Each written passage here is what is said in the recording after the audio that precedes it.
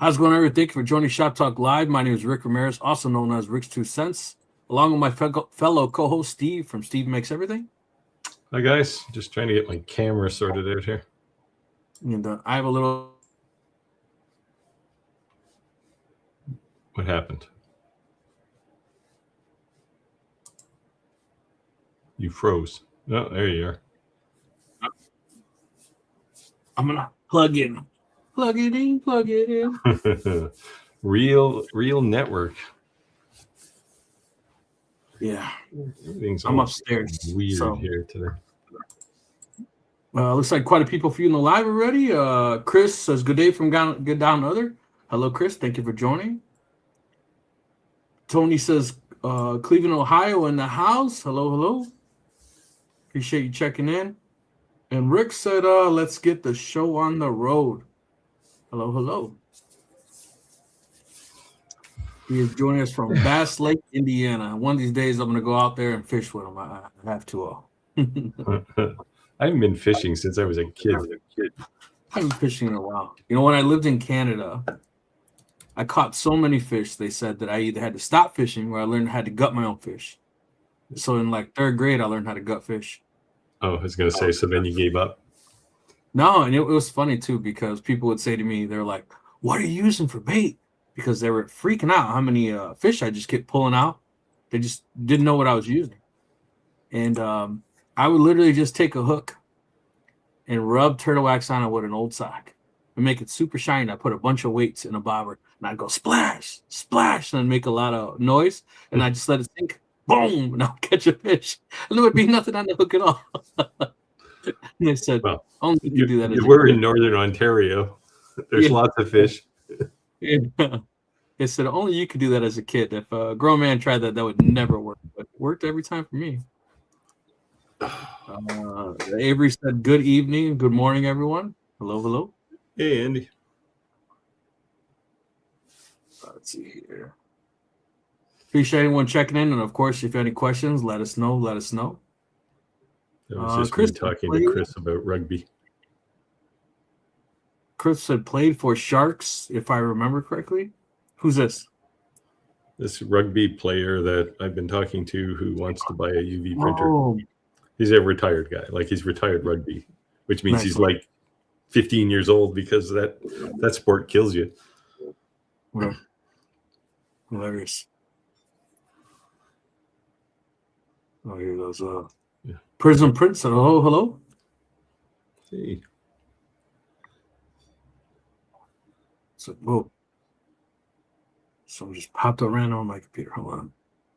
Catching up here in the hellos.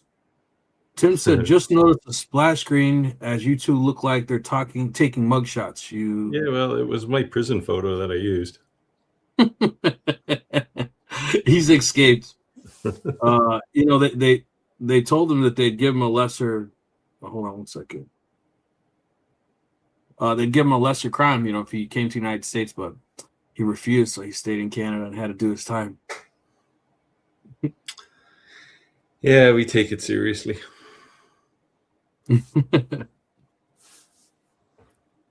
see. Chris said, "Oh yeah, that's right. He went to my second game." I don't even know what that is. Second team. Oh, this is what is the team? What is printed? It's a rugby team. Oh, okay. Not understanding the terminology. I assume it's a place, not terminology. Okay. Mountain Biker 12 said, greetings from Wyoming. I'm tongue-tied this morning. Sorry, this afternoon. I think I need one of these. I've been a little stressed. It's one of those months. To get your water cleaned up?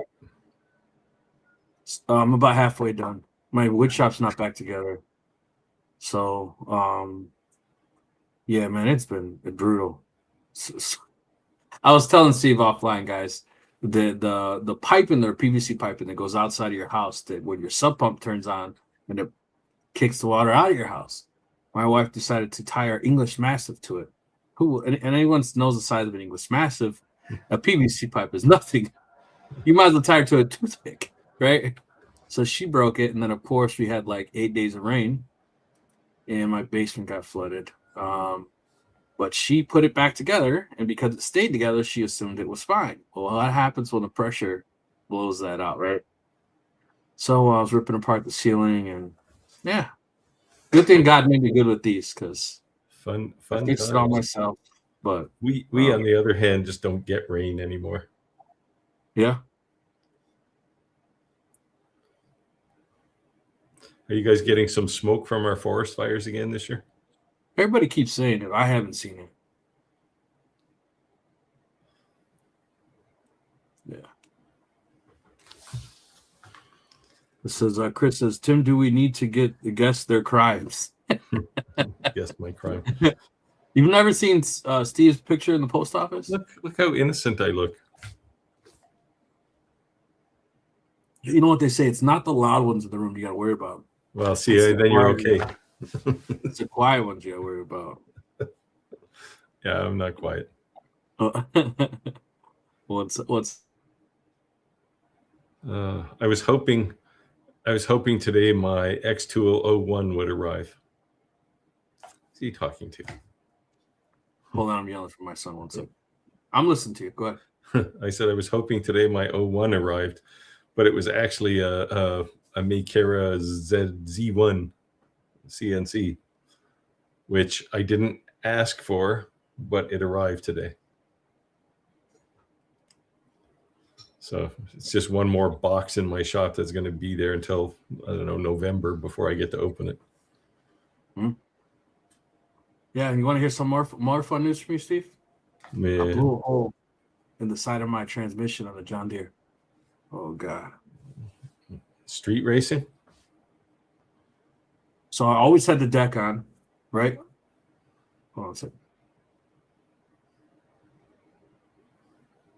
I always had the deck on to cut the grass, but because I've been using the zero turn, I don't use it anymore. So I just took it off. Well, if you have a deck under your tractor and you hit something, guess what it hits? Your blades, right? It's nothing. But when you take that off, everything under the world underneath your tractor is exposed. Every line, electrical, transmission, like it's not hitting at all. Well, I hit a piece of rebar and it popped up and it blew 4-inch, maybe 5-inch hole through the side of my transmission. Jesus. So I just said, Lord, whatever I'm doing wrong, just tell me. I'll stop doing it. Like, I don't know what I'm doing wrong, but clearly I'm doing something wrong. But got to go to church or something. Yeah, I got, and I looked online. Tell me guys this is why you guys see John Deere in the news and all over the social media. I go online, everywhere I look online, that transmission is between 1,800 and 2,200, right? Like that's average range. And it's in stock all over the place. It's not like it's a rare item. Hey, John Deere, how much is this transmission? $8,000. How do you say it's $8,000 when I can buy between 1,800 to 2,200 and have it in my house in 2 days? He's like, I'm sorry, brother. That's just the way this dealership is. I said, so let me ask the more crazy question then. How much would you charge me to swap the transmission? He says, probably $8,000 to $7,000. It's like, when you look it up in the book and supposedly the man hours, it's supposed to be like a 2-hour job, right? Yeah. And the reason it's a 2-hour job is because like an hour and a half, it's taking everything off around it, your seats, your fenders, and the transmission's like nothing. And it's like this small, right? He says, I'm sorry, man. So luckily I found a diesel mechanic who works on diesel trucks. And he's like, hey, well, if I can fix a diesel truck transmission, that tractor's nothing.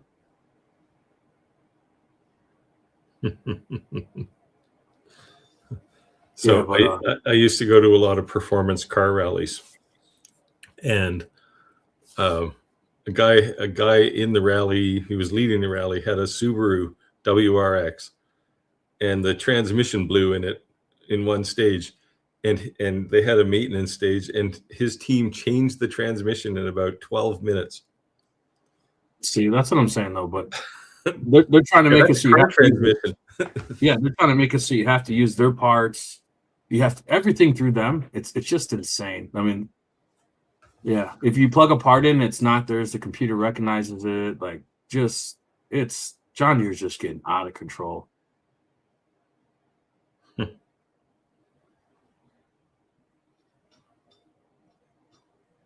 Yeah, so I don't even know. One second. I like my Kubota.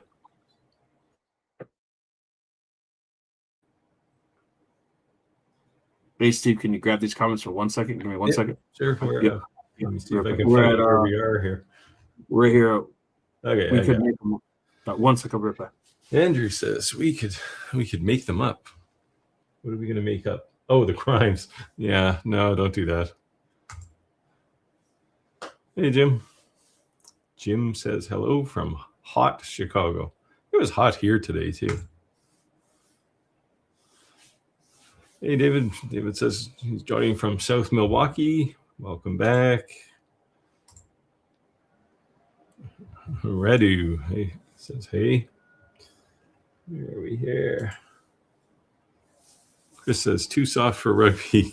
Yeah, Canadians will lose their status of Northern Hemisphere Aussie with comments like that. We do actually play rugby here, but I played regular football in school. Okay, so now when you say rugby. Football, you mean soccer or you mean football? No, I mean football. Okay. What position did you play?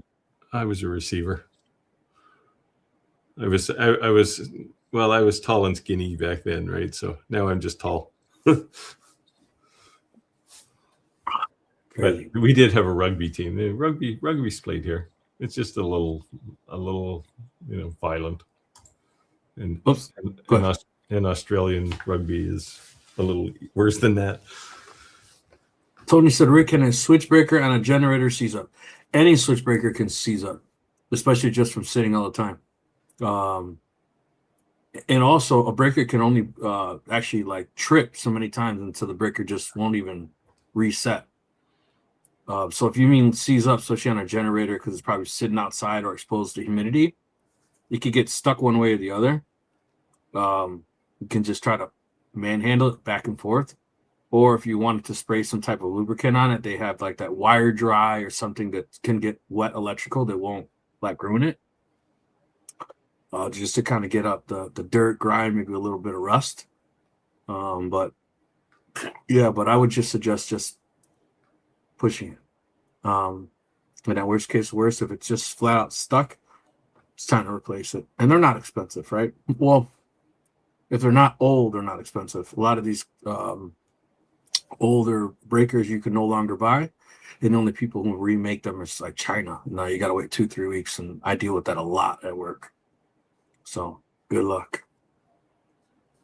Why aren't all breakers the same? Like, I don't mean like the same, but I mean like you got Square D and you got all these others, and they all have different breakers. It's like, yeah, it's the box. It's the box how it sits in. Yeah, I know. But don't they have standards? Yeah, Square D is like awesome, right? And that's like the ideal situation you're walking into, right?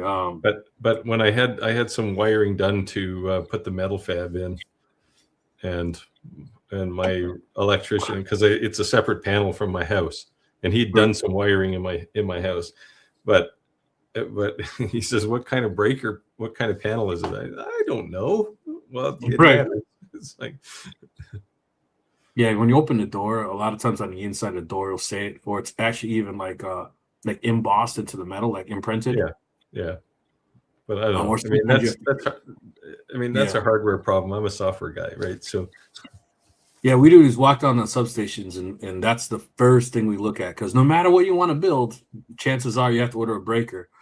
You can build all you want, and if you can't get something to turn on the power, we've had jobs delayed like 4 weeks, and like, what's the problem?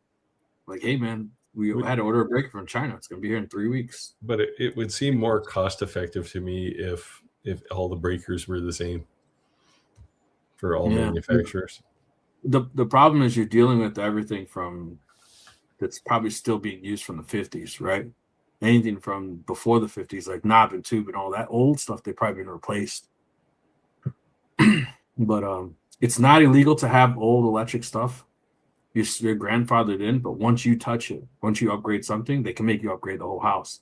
Yeah. And unfortunately, like sometimes people, they try to sell an older home that's like 85 years old, 75 years old, and they get in trouble, and they can't sell the house because the electrical won't pass.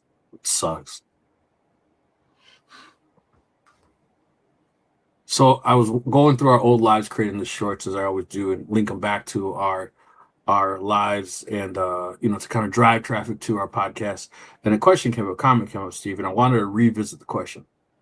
And Sure. the question was an entry level laser, let's say diode, okay, Mm-hmm. and a high end level laser. For the most cases, the low one of that the dollar value is slower, smaller, right? And the high end of that dollar value is larger, faster, stronger, right? But just because Sure. it's less doesn't mean it's less quality. It kind of means smaller, lower power. For the most, you Yeah. could get a no name something, but I'm saying if you were sticking in name brands, right? That's kind of acceptable, Yeah, right? I mean, if you start at the we'll say the low end. I don't mean it in a negative way, but you're Right, probably going to have maybe a 10-watt laser. right, okay, Uh, but and the so this. reality is that's going to engrave way better than a 60-watt laser. Yeah, the quality, yes, Well, yes, I mean, it's easier to get the power right, and it's not like taking a hammer to something. It's finesse, right? Now, it's right. not going to cut as well as a 60-watt laser, but it will still cut. So the And flip side of that in a coin, lot of ways, like if you're doing like Paul Owen, I don't know if he's on, like he's got like a D1, an original X Tool D1, not even a Pro. And I mean, you see the stuff he makes, right, with his yeah. painted canvases. Well, that would be much harder to do with a 60-watt laser. So it's, I don't think it matters all that much. I mean, some people get hung up on, and I mean, as YouTubers, we're not helping the cause, right? Because I mean, you go in my shop and there's $100,000 worth of stuff, right? And it's like, most people aren't going to have that. They're going to Agreed. get, a 20, 30, 40-watt laser, maybe a 60 if they're, we'll say, maybe it's their second laser. So the reason I'm bringing that up because we're trying to say that it's not equivalent, the same type of like stereotyping, so to speak, of with a CNC, right? That a $99 CNC, like the $99 one that Andy Yeah. had 2 million views on this. Andy's $99 CNC is the most viewed video on his entire channel by far. I thought it was a $99 laser. Or laser, whatever it is. Yeah. Yeah. No, I thought it was CNC. Was it? Well, Laser? I know what you're saying though, like Right. the 3018 style CNC, Right. So right? so the point There's a was vast difference in capability between that and a mainstream CNC. right. But what I wanted to make sure we're giving a clear message is I think the biggest difference is that when you compare lasers to CNCs, you can disagree with me, but let me know what you think on this. That as a CNC, whether it be an alt mill, a Onefinity, a whatever, right? Most of the time the CNC is basically the table and the rails, right? You don't have to use their router, their anything, right? It's like you have the option to use their additional stuff, but the CNC itself, made from that manufacturer, is the table and rails, right? Anything outside of that, Usually now, a lot of more so now, like Onefinity will supply spindles now, but right. they But what I'm but saying they is you don't didn't before, they don't right? they Like don't handicap you to using theirs. Like you have the choice to use theirs, right? yeah. Right. Well, So it's designed for their system, so it integrates a little more seamlessly usually. right. So the point that I'm bringing up on that is that the big swing on these CNCs is not the meat and potatoes, not the table and the rails. It's everything that goes beyond that, right? A spindle versus a Sort router, of, water sort cool of. versus air cooled. It's accessories that really bump up the price. At the end of the day, a table's a table, right? Well, yes and no. And then the Maslow controller interface, that too. That's Yeah, but also keep in mind you're talking about $4,000 or $5,000 CNCs, right? If you right. look at a 3018 and say, well, I won't use their motor, I'll get my own spindle. The Right. rest of the machine is still crap, right? Like shitty bearings and there's just a lot of play. It's not square usually, so it's not like you can't just say, oh, you can buy the cheapest drivetrain and put the best spindle on it. and get, you know, and get what you get with an Avid even a Onefinity. Right, but the same token though, you can buy the top escalate of CNCs and get a base model, and you're like, well, why isn't it performing the same, right? And it's because you cheaped out and you got expensive rails and table, right? Yeah, yeah. You know, you Like, want to you buy know, a when Howard like in a router. Onefinity, you're in a Yeah, Onefinity, you got like 2.5-inch precision rods running down the sides, right? Like two of them on the right, side. Well, actually, one on the side and two in the gantry, massive, or three. I massive. have three on mine, but yeah, I mean, those things, they're big, they're precise, and they're expensive as a result. Usually, right? That's one of the reasons you pay all that money.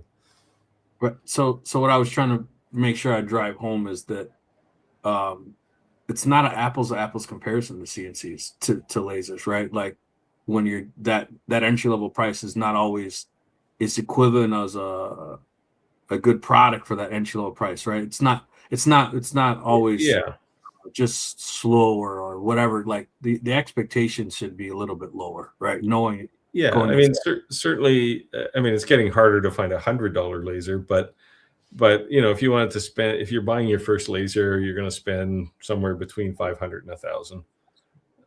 It's easy to find good recommendations there. If you yeah, want to spend a 500 to 1,000 on a CNC, I would tell you to just keep saving your money. yeah, Right? It's not the same. right. And then your friend Steve convinced you to buy Aspire, and you're like, I didn't convince you to buy Aspire. You could have bought desktop. and that, what happened was I just kept fighting with that Mac, right? And the live was crazy, everything was crazy, and then I was trying to use my little Yeah. laptop to run the lasers, and Yeah, um, so the way I run mine, because my shop, like all my actual using computers are Macs, but I have, you can go into Amazon, you can get these little boxes, right, that are little PCs, and they run Windows, and I just put one of those on a machine that has software that only runs Windows, and then I just remote into the thing with remote desktop. So okay, it's like I'm running my Mac, but it's like I have a Windows machine. And the nice thing is I can control it from my studio here, or I can go over to my shop and I can control it there. yeah, I have this I don't know, $350, $400 cheap laptop. I walked into Best Buy and said, I want the cheapest laptop you have. I have two of those, and that's what runs all my lasers. And Yeah, it's great for the yeah, lasers. it'll work fine for that.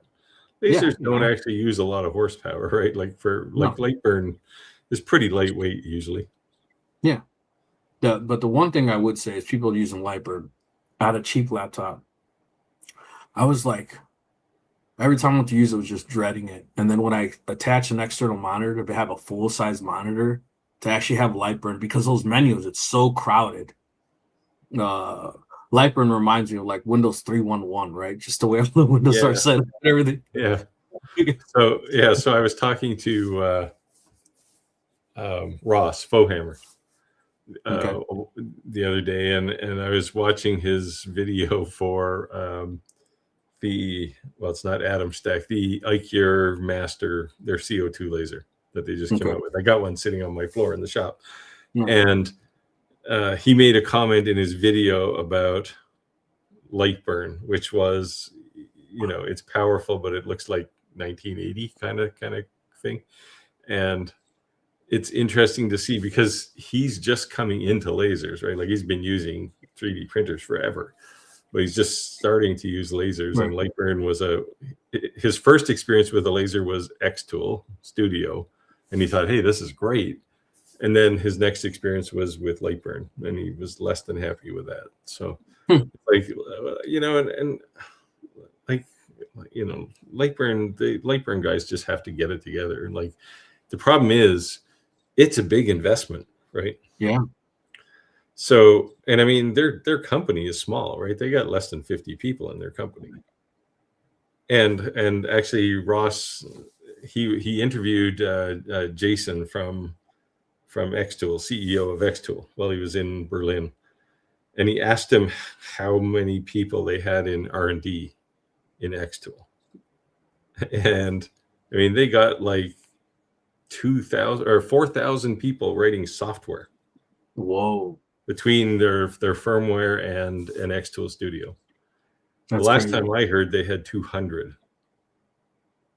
Yeah, And it's like, resources are different. Yeah, so there's like, I'm pretty sure the Lightburn guys are smart, and I'm pretty sure they know what needs to be done with Lightburn, but they don't have anywhere near that capacity, right? They got probably right. 25, 30 developers, and they're going to get clobbered. They're going to continue to get clobbered. Unless the AI kind of sneaks in there and does some crazy stuff. No, no, it's not going to happen. Razor Ray said, "Hello from the deep smoke-filled Wisconsin." Oh, so it's Wisconsin that's getting our forest fire smoke this year. That's just We crazy. actually had a bit here. Like, there's no forest fires near me within, I don't know, 1,000 miles probably. But I woke up this morning and I was looking at the sun coming over the trees, and it was just this little orange ball. And I actually took a photo of it just because it looked so cool, because it was just like a hole in the sky that was orange. It wasn't even bright. And I assumed it was forest fire smoke. So the forest fires in Canada right now, are they intentional or it's not? We don't light them for fun. Oh, no, because we do that here sometimes. Well, controlled burns. Yeah, I mean, yes. they do control burns, but usually not in the peak of fire season. Okay, so this is a wildfire going on right now. Yeah, like even there was a house fire, I don't know, probably 15 minutes from me today, and they called in like four fire departments. The house itself wasn't that big a deal. I mean, it's a house fire. It's bad for the person who owns the house, but they're more worried about because it's so dry here right now, right? They're more worried about it escalating quickly and. Like, so I'm complaining about 8 inches of rain, and meanwhile you have none. That's crazy. Yeah. We're back in no burn zone again. Like, don't light your cigarette kind of deal. Crazy. All right, so Rad Dewey has his dad joke. He says, "Where do you find a turtle with no legs? Right where you left it." I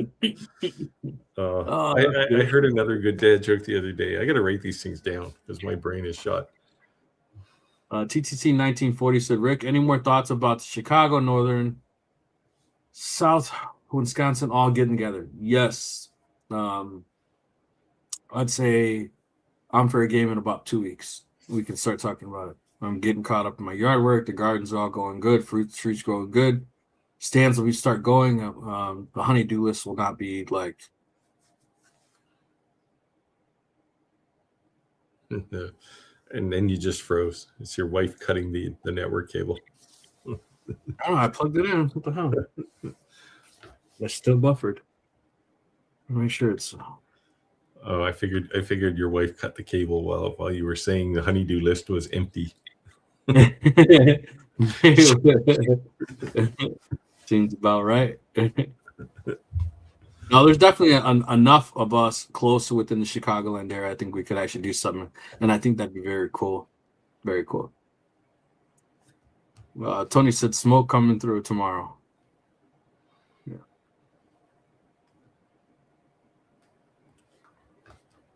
You want to take this one, Steve? Chris says, "I've been waiting for some more rain. It's the middle of winter. The Met keeps promising, but that doesn't make it happen, but that makes it not happen." Oh. He said, "Ready for the Bible." Oh no, he lives in the green part of Australia, I guess. But not the desert. I thought most of Australia was just like dust and kangaroos. Yeah, and like the Mad Max movie. Yeah. With Mel Gibson rolling across it, yeah. Yeah, I loved that movie when I was a kid. I watched it a million times.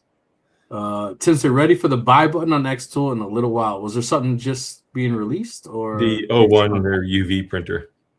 Okay.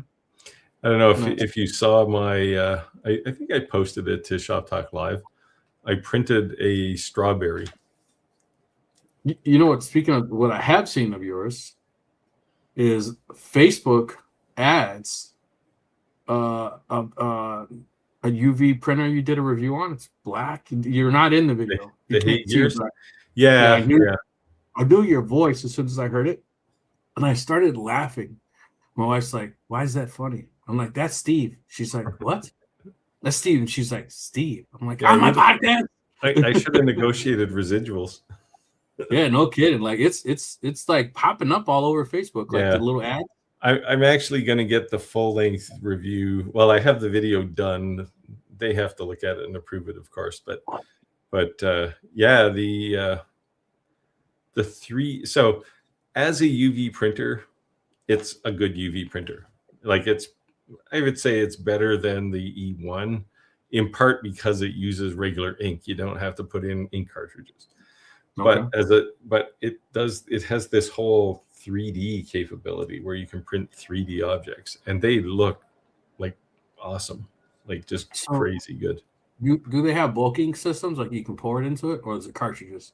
No, it's so it's actually removable, but they have this stack on the back where there's like 8 holes or 10 holes, and you put individual colors in each of the holes.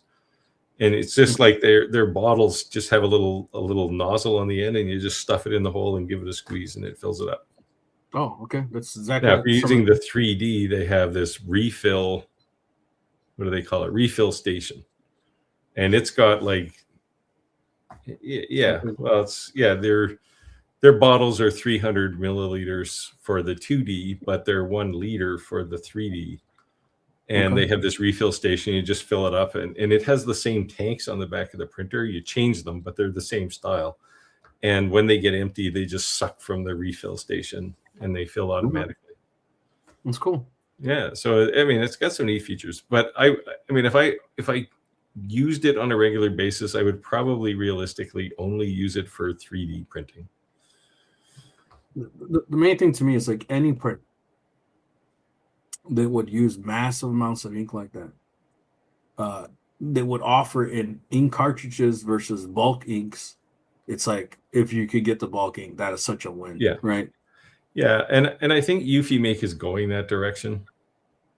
Yeah. I don't know if anybody who's listening has a Eufy Make E1. They kind of slashed their prices this week for their ink. Well, in part because Gears ink, like I said, it's sold in 300 milliliter bottles for 2D, so the functional equivalent of the E1, and their ink is half the price for 3 times as much ink. And it's compatible? No. Oh. It's compatible with Gears printer, but not with the E1. I mean, it would be. You could certainly inject it into a Eufy Make cartridge, but and I mean, I had a conversation with Eufy Make, I don't know, a month ago, and said, "Hey, there's stuff coming. Yeah. And you got to be prepared because your ink is way too expensive." And I don't know. I guess they didn't ignore it because they lowered their prices, but I think it's out of terror now. So, Chris said, Chris has his own dad joke, which is kind of funny actually. He said, "Hey, Brad Dewey, I had a dog with no legs. I thought he was deaf. No matter how often I called him, he never came."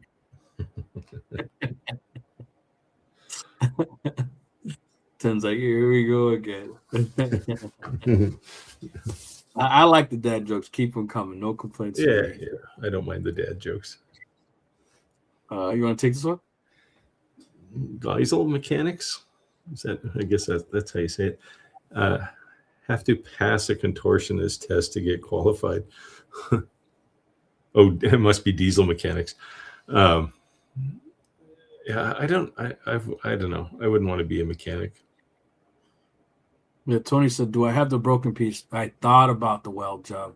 Trust me, I thought about it. But there's like it looks like the casing or the casting, however you want to say it, on the front part where your drive shaft would connect to it. There's a nipple there, sticks out about 2.5 inches, and serves no purpose for my transmission, but could probably be drilled out and serve a purpose for a different one.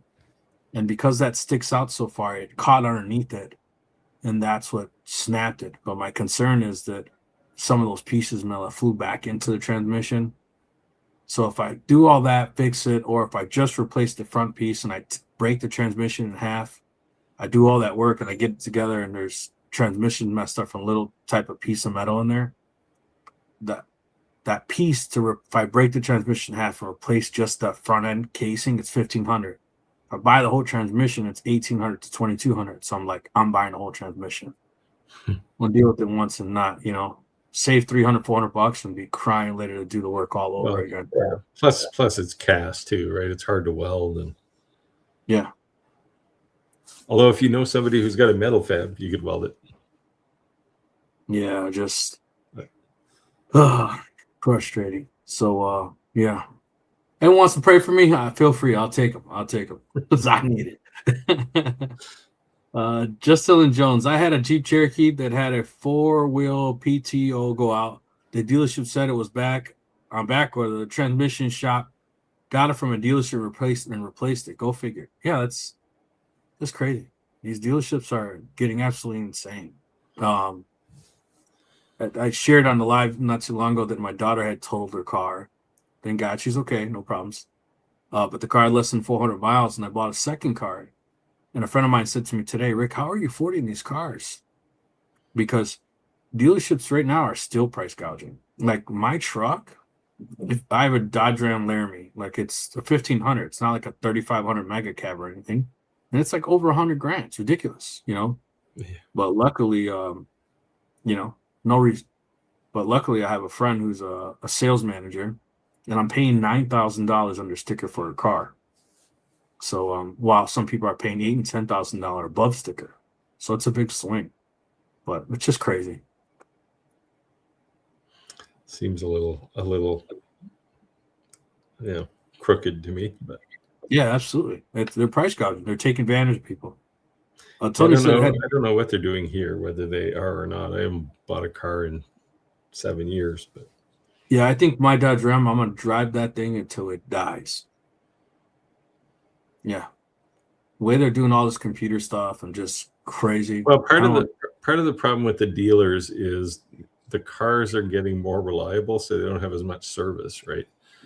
And so they still need to pay somebody to be in the shop just in case, right. But they're sitting idle a lot of the time, right? Like you book an appointment, it's not really that hard to get an appointment at a dealership. Yeah, just crazy though. Tony said we had got wet, only about 3 months old from generic. Shouldn't it be under warranty? Yes, I wouldn't touch it at all. If it's 3 months old, it definitely should be under warranty. I would not touch it at all because if you touch it, it's probably avoided. But I'm assuming that's probably a Lost you again.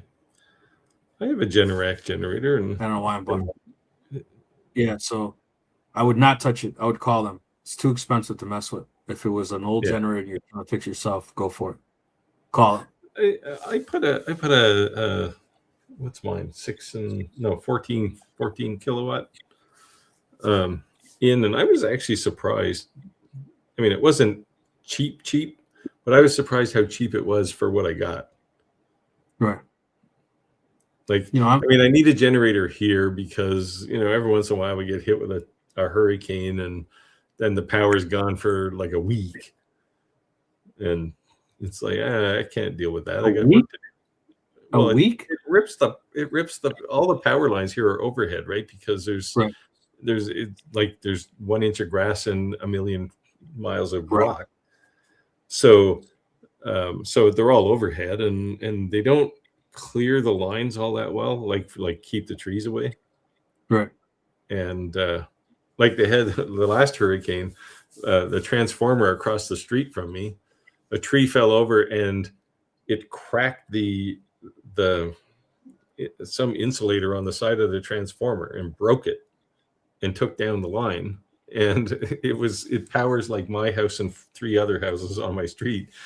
And everybody else got their power back, but we didn't. Because they had to order that transformer. Well, no, I don't know. There was just so they're not going to use a truck for 4 people, right? Because they were still fixing like thousands of people.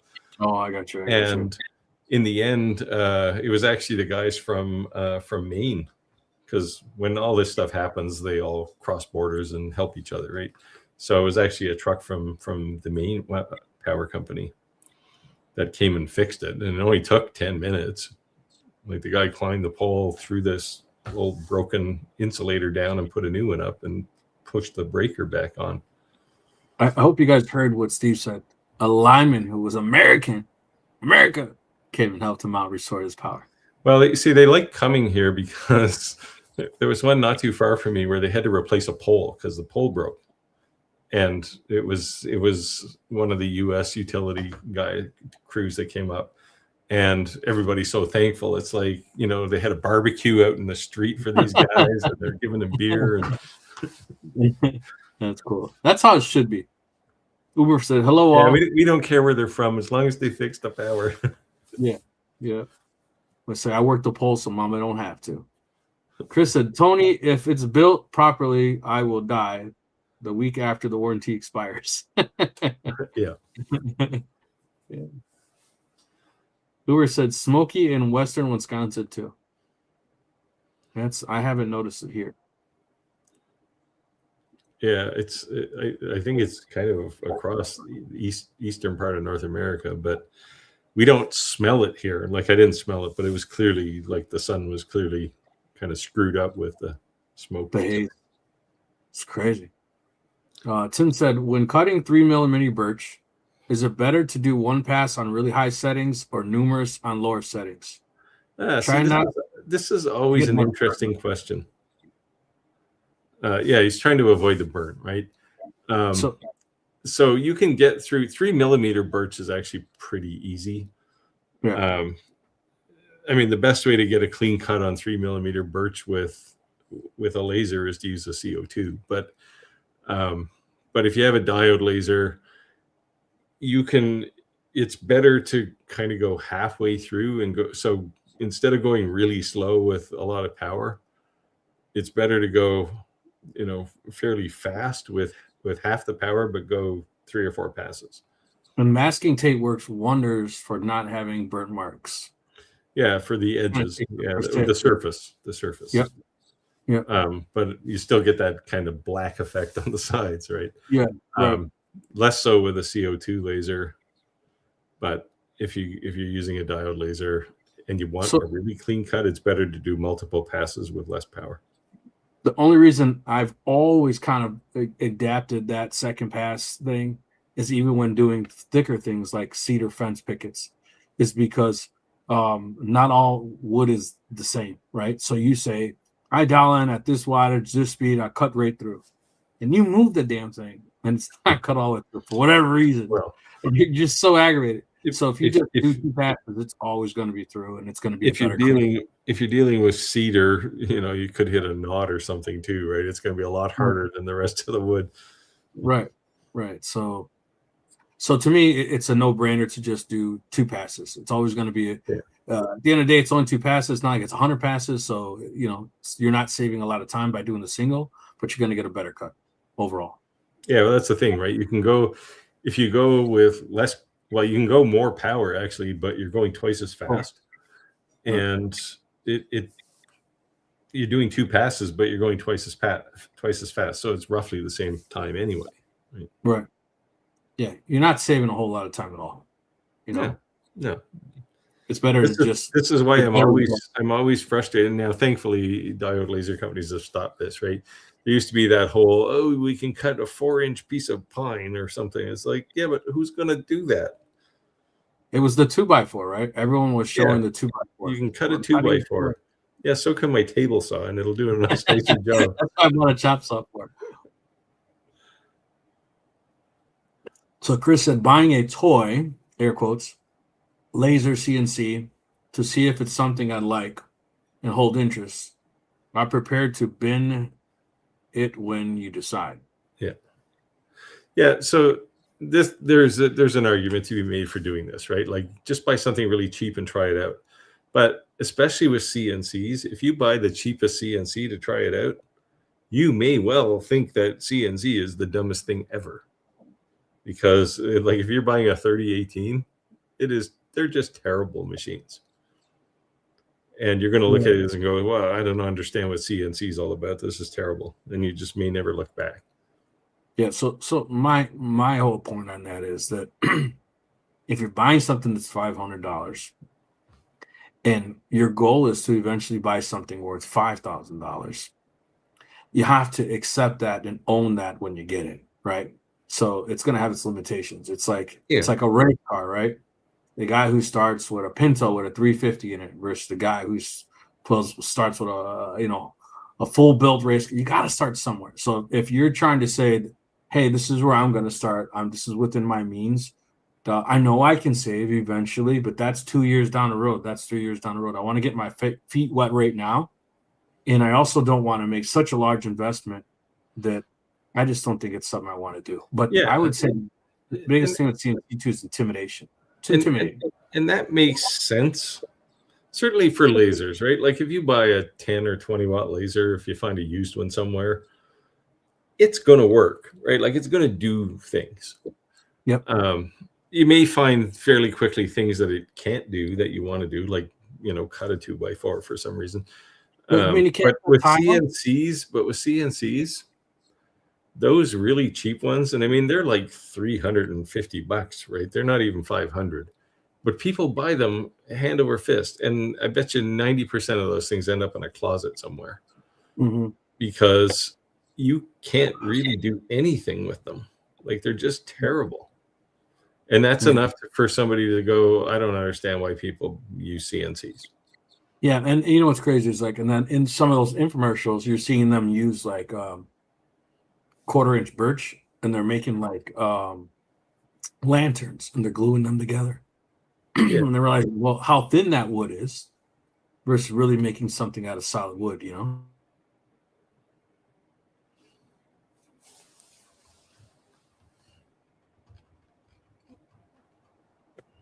My daughter made dinner. Look at this. Wow. Growing up. Being responsible. She just said she made dinner, but she didn't say she made you any. Yeah, she made mascacholi. Tony said, Chris, last night we kept having the brownouts and the generator kept switching on and off, on and off, on. Brownouts are really bad. Brownouts are really bad because it's like that's your furnace, your refrigerator, anything that has a big amp draw, that's a big hit for it. Your LED light, it doesn't make a difference. But a brownout takes life off of your major appliances. So that's what sucks. So I'm actually in charge of modernizing our power grid. So I'm in charge of to get 98.8% efficient to avoid that actual issue right there. Because it's really bad.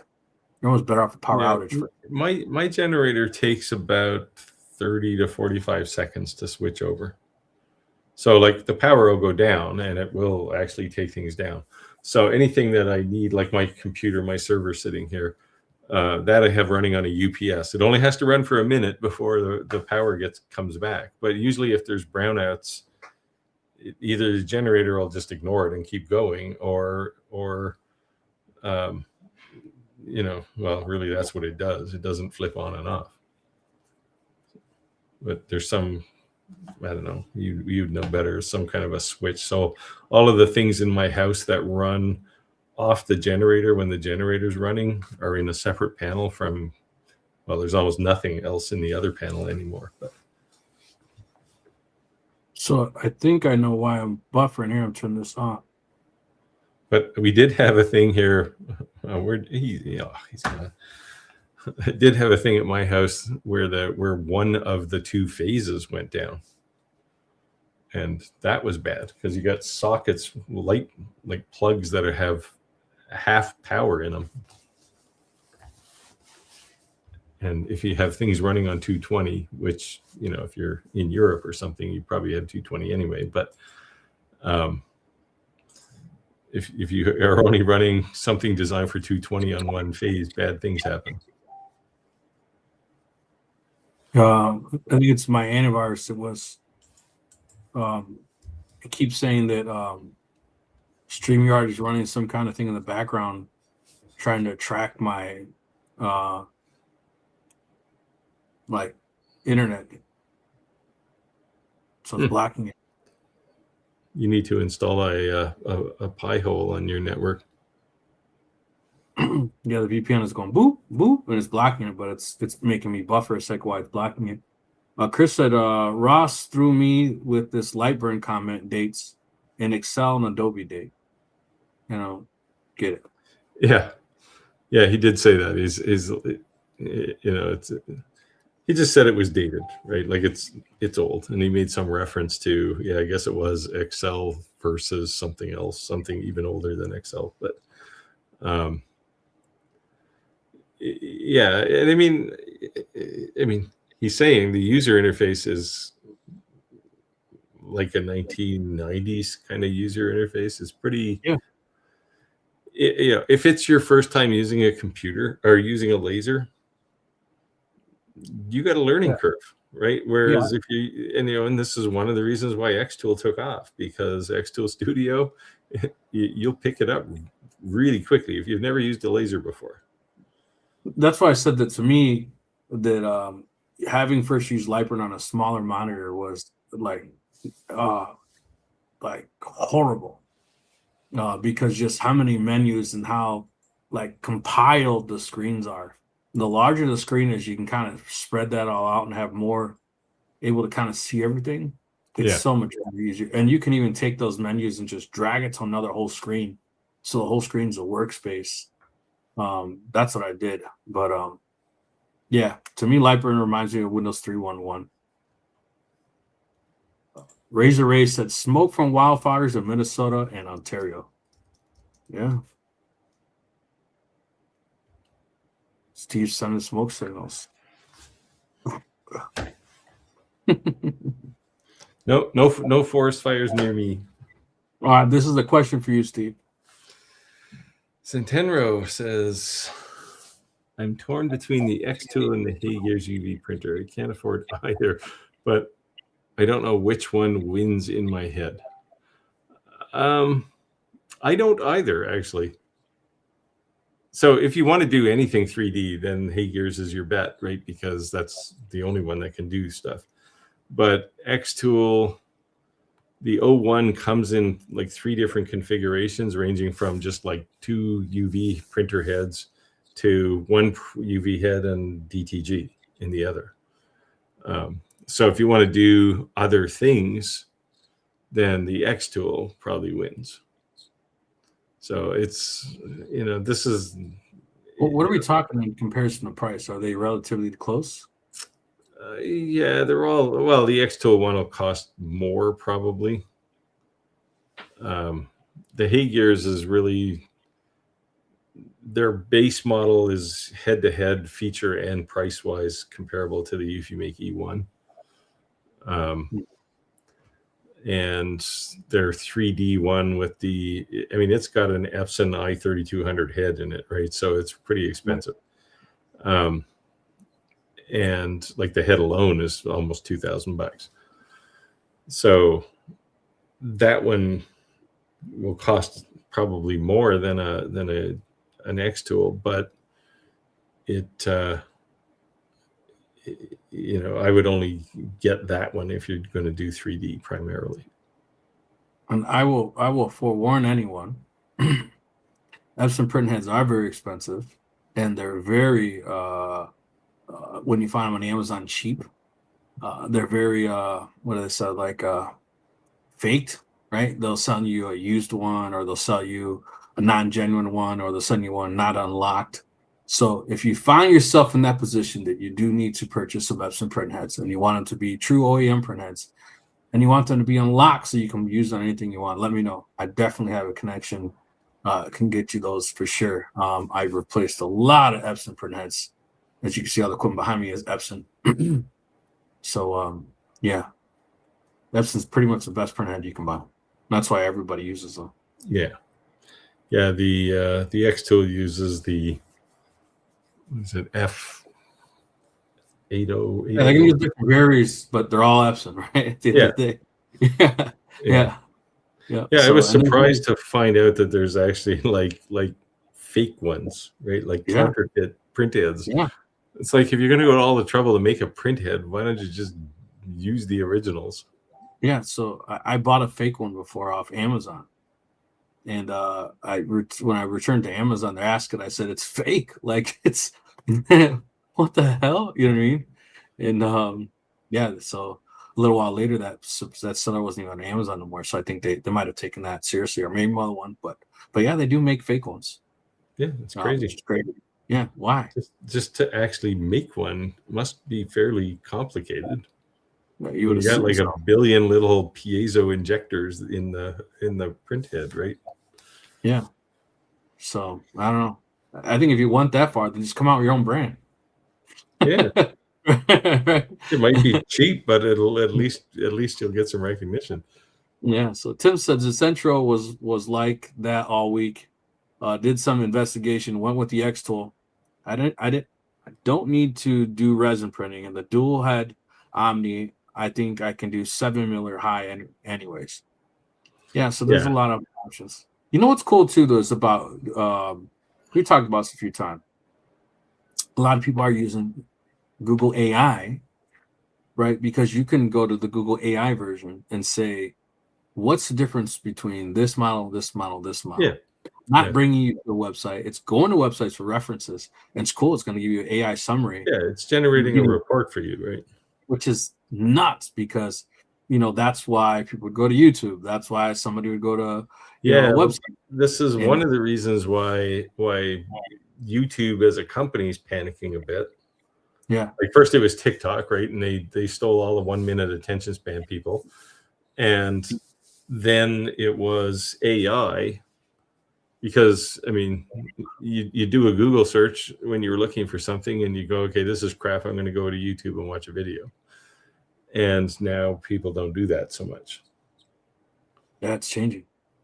Yeah. Chris said, Rick, for the welding, you could have used that because you'll get an X tool machine. Hey, I've Yeah. knocked on Exo's door a couple times, and Steve, he doesn't want to, hold the door open for me. So no, no, They watch our streams. They know you exist. nothing yet, brother. We'll see what happens. It's But I yeah, have, they were a tough nut to crack, yeah. right? So But this year, so well, even it was kind of halfway through last year when I finally kind of got in the inside with X Tool, and this year it was bamboo. Um, cool. and yeah, and these are this is why I want to do fewer reviews of just random hardware because nobody wants to buy that stuff anyway, right? What people want to I've buy turned down is so mainstream, much. Yeah, I've turned down so many reviews. Like, and especially I like know, because a lot of people who watch my channel are business people, right? Like they might be a side hustle, but they're still doing business, and they want machines that are reliable. right. And so I'm trying to focus more on top tier stuff.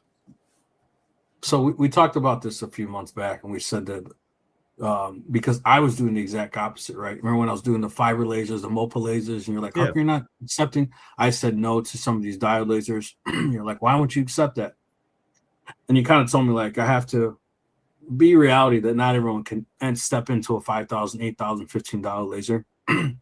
So I took your advice and I accepted here and there. But to be honest, I'm kind of going back to original my guns. I'm gonna be way more selective. yeah, And being completely transparent, some of these little guys that came at me, I've been throwing them ridiculous prices, and I figure if they say yes, I can't say no. yeah. I mean, I mean, there are entry level companies that are reputable, right? Longer's not bad. Right. Algo laser to a lesser degree, or Tour still kicking around. They all make decent entry level machines. Right. I I probably won't review too many more of those. Um, Like there's a company because from Texas. They're big on CO2 lasers, and they're big on fiber lasers. yeah, But when you buy the laser, you go to their school, and I guess their primary focus, it's Texas, is guns. And the people you see that are hitting the ground running, like no experience, buy a laser, and walking out can do amazing stuff. I've been start, knocking at that door for a long time. start doing artwork on the side of a pistol. Yeah, so I've been doing but Texas is a little more liberal when it comes to guns. Like certain states, like there's paperwork that you have to do by taking someone else's guns. So you almost have to disassemble and take slides. And when you take someone's whole gun, there's like forms you got to fill out. There could be insurance, and that could get really crazy. But Texas, man, they carry guns with guns, right? They don't care. Everyone's packing in Texas, so it's a little yeah, it's probably not a good idea to try to carjack someone in Texas. They're probably packing. Since the Central, there is a live on YouTube at the top of the hour. It gives you a really good look. Okay. I know what that meant. Look at this Tim guy. He's trying to get people to leave our live stream. What the heck, man? You know who did that? I had to say something. Louisiana hobby guy. He came in and said, "Hey, I'm gonna do a live. I'm gonna do a live with Lightburn in 30 minutes." So like half our live jumped off, enjoyed the Lightburn live. I'm like, oh man, come on, man. We don't do that to you. Is this a new name? Jay Gowdy. 4477. Jay Gowdy. I think don't recognize the name. Appreciate you. What's wrong with Rick's truck? I missed the story. I'm a mechanic. Oh, it's not a truck. It's a John Deere 1025R and a piece of rebar one in the front casing on the transmission and blew a 4-inch hole into the transmission. And John Deere wants $8,000 for the transmission. And everywhere online is between $1,800 to $2,200. And according to the book, when you look it up, it should be about $2,000 to replace, the mechanic log, the hour log. And they want like $8,000 for the transmission, like $7-8 to swap it out. This is why John Deere is just like in the dumps right now. Look, what was it? 2 years ago, I was supposed to be on a John Deere commercial. So I don't know, crazy. Central said I should probably try to buy a sucker to buy my 3018 since I never used it. Yeah, there's a good example of somebody who bought one and it's in the closet somewhere, right? Realistic. Yeah, I mean, the problem is these things are net negative as far as getting people to adopt CNCs. Right. Yeah. Like, so, look at what Skylar's doing right now with like a whole bunch of things she couldn't do before. Right. I mean, her last couple cutting boards were just like these amazing things. There is no way you could even approach something like that with a 3018. The only thing that I would say with Skylar is that like that is like an unfair advantage, right? Because that even though you have the ability to create something, you have to still have the artistic thoughts to be able to put that. Of course, right? As right. She's a beast. As I say, the magic is in the maker, not the tool, right? Yeah, she's a beast. So I give her that 100%. That's all I say. You could have the same machine and just have writer's block as well and just can't figure something out. But she would never get as far as she had if all she had was a 3018. She would have looked at that and went, "Yep, my suspicions were right. CNCs are stupid." Yep. Right, but she bought a decent machine, and it's magic in her hands, right? Like it's just crazy what she can do. And I mean, like we were talking to her for almost a year to get one, and it's I don't know. And now it's like there's no stopping her, right? Like I bet you if you said, "Okay, we're going to take your CNC away," she'd probably fight you for it, right? I agree. I think so. I think she's grown she's a convert. She's a convert. Yeah. She's been converted. Kevin said, "Hey everyone, just got here from Nashville. Hello. Thank you for stopping in. Let us know if you have any questions." Nashville. Chris said, "I usually give people a quality rating with price brands when advising people to buy CNC/laser equipment." Yeah, well, the first question when somebody says, "Hey, what should I buy?" is, "What's your budget?" Well, actually, that's the second thing. First thing is, what do you actually want to do? Yeah, but right. I almost like asking, and I know people hate that. Well, how much money you have? But it's like, Why talk about buying a Ferrari if you can afford, a used Ford Explorer? Like, you know what I mean? Like, let's set you Yeah. up not to fail, or let's not crush your dreams. My wife sells wedding dresses, right? And she asks people all the time what their prices. And some people get really upset because like she's being snooty. And what she says is, you can't put somebody in a $5,000 dress. They look beautiful. They look amazing. And when they find out the price, they can't unsee that dress, and nothing's ever going to end up looking as good as that 5,000 dress. So you know what you did? You lost the customer. They just end up leaving because Yeah. that's the only dress they like, and they can't come to terms of buying something else, and they're too embarrassed to say they can't afford it. So just go somewhere else and buy a cheaper dress. So kind of the same thing. What I'm saying, like, with we're not being rude. We'll say, what's your budget? It's because we don't want to like discourage you in any way. It's like people say like, oh, don't buy anything, go save your money. Like it's maybe a harsh, Yeah. the harsh father talk, but it's just being honest, right? Yeah, the difference in our business as opposed to the wedding dress business is if you ask somebody what their budget is and they say it's $5K, well, they could easily buy a $5K machine that's crap, right? Mm-hmm. But you say, okay, $5K. Well, here's something that's you can buy for $5K that you're actually going to use, right? You're going to like it. Don't buy this other thing, even though it is $5K. It's not always you get what you pay for. Right. And of course, beyond purchasing, beyond the customer support, it's also the users, right? Because like when you go to Facebook and there's just like a community of 50,000 people, members in these communities of these, that's insane because it's 2:30 in the morning and you're at wits and you're like, what did I do wrong? And you could just go in there and say, I did this. Someone's had that problem. You get an answer. Some guy in Australia will answer that for you. Yeah. So to me, it's just that's something to think about too. Like, these Kickstarter programs and all that's great.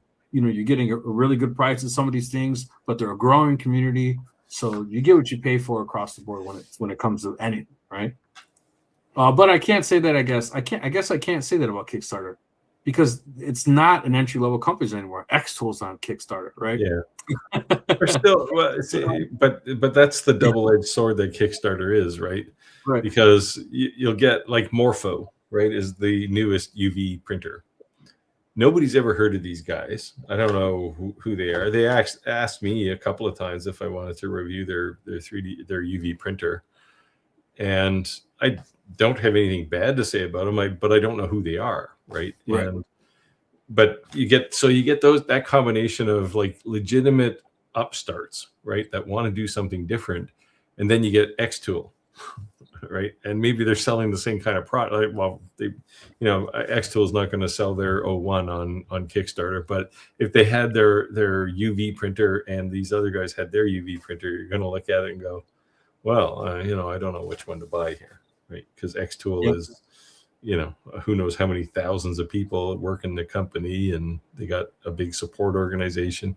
These guys, we don't know, right? And it's nervous when there are new kids on the block and there's proprietary stuff like ink, and if they just go belly up or never, you just bought a paperweight, right?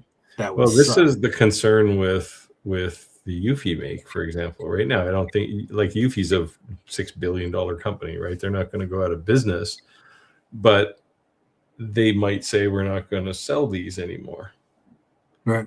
And then what, right? Then you've got a printer that uses ink cartridges you can't buy. You can't refill the existing ink cartridges because they put a timeout on them. So you're screwed at that point, right? You genuinely do have a paperweight. Yeah. Chris said, I'm not saying Lightburn is crowded, but I run it on 42 monitors. Laugh out loud. Yeah, that's what I it was so much better. I liked Lightburn so much better when I used it on a big monitor and a second monitor. I mean, I've got that big monitor, 2 monitors here, and a monitor up above them. It's like I need more screen real estate. How much more can I get? Yeah. Santa's Living Great said, hello, everyone. Hello. Thanks for joining. I see Santa's been loving the Snapmaker U1. I was talking to them today too. Kevin says, hey, either X2 or Hey Gears go 2 weeks without usage, without any issues. No. So both of these, so Hey Gears, because they use the i3200 printhead, it's much better at not clogging. Why am I getting an echo? So it's much better at not clogging in the first place, and then it's heated. It's got a whole bunch of things that keep it running. The X tool uses a more traditional printhead or two printheads, but they have this recirculation system in their. It's only in the white ink. That's the only one that's going to clog, and it will basically not clog either. And they both have the functional equivalent of vacation mode. Xtool actually calls it vacation mode, where you click a button and it basically moisturizes the head and sits there. Hey Gears has an actual moisturization command or function in their tool. So, I mean, I've left my E1 sit for, I don't know, probably 2 months and never had a problem. So there's solutions. You'll see it's called like a printhead protection solution. You can Google it.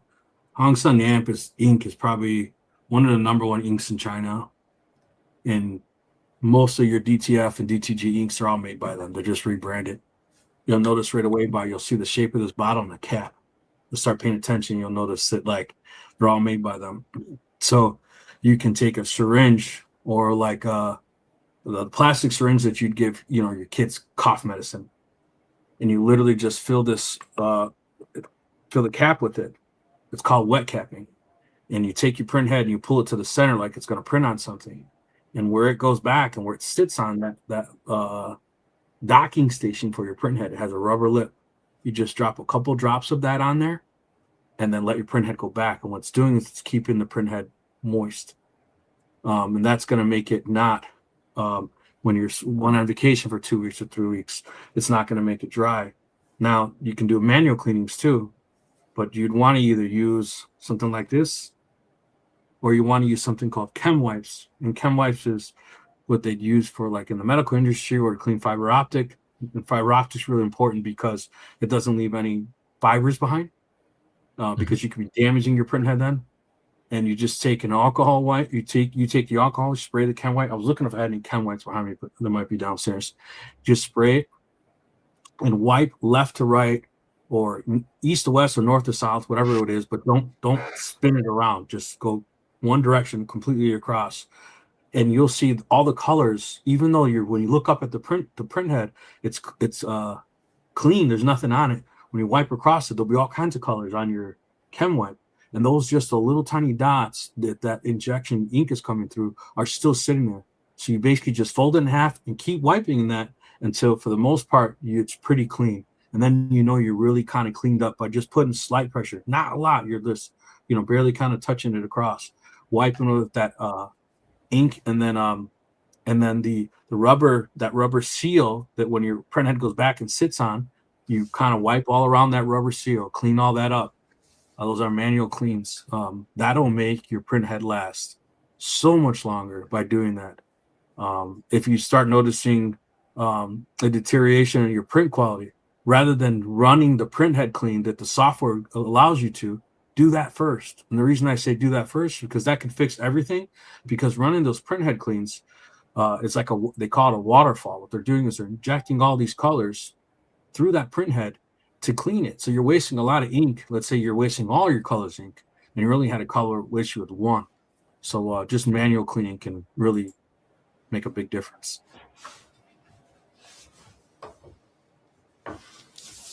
Radu said, what are you working in? What area are you working in? Nova He's Scotia. asking about your background because there's not a picture of a CNC back there. Oh, so I'm upstairs in a room I have. This is like my print room. So, or is he asking me? Now he's talking about Nova Scotia. Oh no, this is Jay Gowdy. Yeah, I'm in my print room. I'm upstairs because, as we were talking earlier, the basement's flooded and it's halfway put back together. So I'm not back up and running yet. This weekend, I'm hoping I'm back up and running everything. I see Tim's volunteering my place to have a barbecue. Okay. My barbecue's crap, man. You're gonna have to cater. We need Right, to we we need need this to go to morning. some place that has like ribs and stuff. Tim says between you and Steve in terms of location. Okay, Well, maybe so we should have it at his house then. TJ Michael, new name, I think. If you're not, if you are, thank you for joining for the first time. If not, I apologize. Which 100-watt Moped JPT would you buy? When you say would you buy, do you mean brand? Because if it says JTP, they're all just rebranded. It's the same exact laser. Yeah, JPT is the company brand. that made the actual laser. Mm-hmm. I have a 100-watt Moped JPT. I have a 60-watt calm marker. Moped JPT. Yeah. The calm marker, I forget the model number, T1, M1, R1. I don't know, one of those. Titan one. Yeah, mine's an OMG laser. Yeah, and I like it, but like we get this. I don't know. You probably get this question too a lot, Rick. Like which laser, which fiber laser should I buy, or which MOPA laser should I buy? The short answer is, from a hardware perspective, it probably doesn't matter because they're probably all the same hardware anyway. There's really only JPT and Coherent. Was it Reyes or Rakis? How you say it? Rakis is the other one. Rakis. Yeah, there's 3 of them. Yeah. And they're all reputable. They're all good. I would say Rakis or Reyes, however you say it, and JTP. Those are the 2 ones I personally use, and those are the 2 I would recommend. And I have them from different brands. So my JTP 60-watt is an OMG laser. The only reason I stopped referring people to OMG, not that the laser was good, it's not good. It's because I was referring all these customers, and he just wasn't flat out answering them at all. Like, dude, like, I'm trying to give you this sale. Like, I'm not even saying like, break me off a piece or where's my commission. Just here's someone, they're willing to buy it. Send them an invoice. He was just kind of blowing them off. So I said, well, if you're blowing them off on the front end and they have a problem, what's going to happen? So I stopped recommending them, unfortunately. But I would still say buy the JTP because the laser works phenomenal. 0 issues I've ever had with the laser.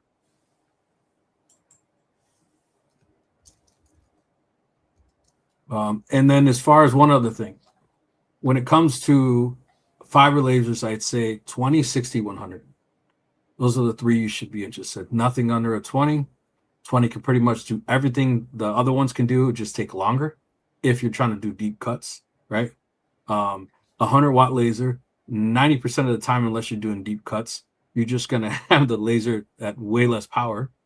But when you want to do deep cuts, that thing's going to cut it like butter. So it really just depends. Do you need 100 watts? Are you making nameplates or jewelry, stuff like that? Like a jewelry store, I could see that using it. Great. Do you need a 100-watt MOPA laser to make challenge coins? No. Between the 60-watt and 100-watt, between my 60-watt and my 20-watt, my challenge coins, if you've ever seen them, the only difference is that the higher wattage lasers can go at a higher frequency range. Has nothing to do with the engraving. It's the finishing palace. It's like saying they're doing a 2,000 grit sand or a real fine sand that's gonna, basically take off labor elbow grease at the end, polishing it, right? Yeah. So the rough passes, the bam, the big hits, the taking off the mask, they all can do that. It's the finishing passes that make a huge difference. And when the coin's done, that you don't have much as work to do. You think the same, Steve? Yeah. I mean, that's there's 2 reasons to get a MOPA laser, right? One is you get higher frequency, so you can get finer finishing passes, and the other one is I'll say the gimmick of colored engraving on stainless steel. I didn't even say it. Right. That's it, right? That's the only reason you'd buy a MOPA over over a non-MOPA, like a regular fiber laser. Now, you probably, I don't know if you could get 100-watt fiber laser that isn't a MOPA. It'd probably be default MOPA just because of the Yeah. price range, right? Yeah. I'm sure they exist, but they probably don't make them, right? As often. Yeah. Anyway, I have the Commarker 100-watt Titan 1, which I believe is like a rebranded Cloud Array or something. They look very similar. Like, you look at these 100-watt ones and they all look the same. There's a little box the size of a PC and something with a head on top of it and a workspace. Yeah, I thought it was funny when someone said, "Oh, your laser in the background is a knockoff to my laser," and I was like, "No, they're the same laser, right?" It was funny that some of these the Reyes, they literally just they take aluminum business card that anyone can laser engrave with fiber laser and literally just glued onto the side, and that was the name of the company laser that they're selling, which was They used the laser to engrave the company name and stuck it on the side. there you go. That's the test. Yeah, that was their what do they call it? QC, quality control. Yeah. Tim said, "Wow, really? Yeah, barbecue required." When been trying to get to visit him for a while, maybe your place. All right, party at Steve's house. Well, no, we're trying to organize it somewhere in the middle. It's funny. I went on Facebook the other day and I clicked on events, and I saw some girl that had a birthday party, and she was in the town I lived in. And I was like, "Am I friends with her? Who is this?" And I clicked on it, and I realized that this person randomly somehow made her birthday party public. I was like, I wonder how many people are just going to show up. Cool. You're like, what's going on, man? Free. And she advertised open bar, right? Yeah, I thought that was funny. Like, oh man, be careful on that option. Maybe we pick. Let's say maybe meetup would be okay at some point. Yeah, I can pick Andrew up. He lives close to me. Radu said, "Yeah, in Texas, their idea of gun control is using two hands." yeah, one in each. Yeah, one in each hand. Yeah. Yeah, I guess it lowers crime, right? Because you're not going to do something stupid because the chances are that somebody has a gun. Yeah. Prism Prince said in South Carolina, you can carry and conceal a firearm legally, as well as only with a valid ID and a clean record. That's crazy. They say everyone's.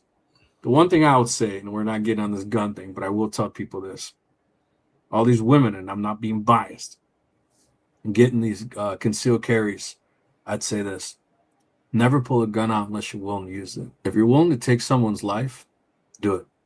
If you're not willing to take someone's life, never pull a gun, because what you did is you have the ability to arm someone who was not armed. That's all I'm going to say. Guns are not for show. Guns are not to play.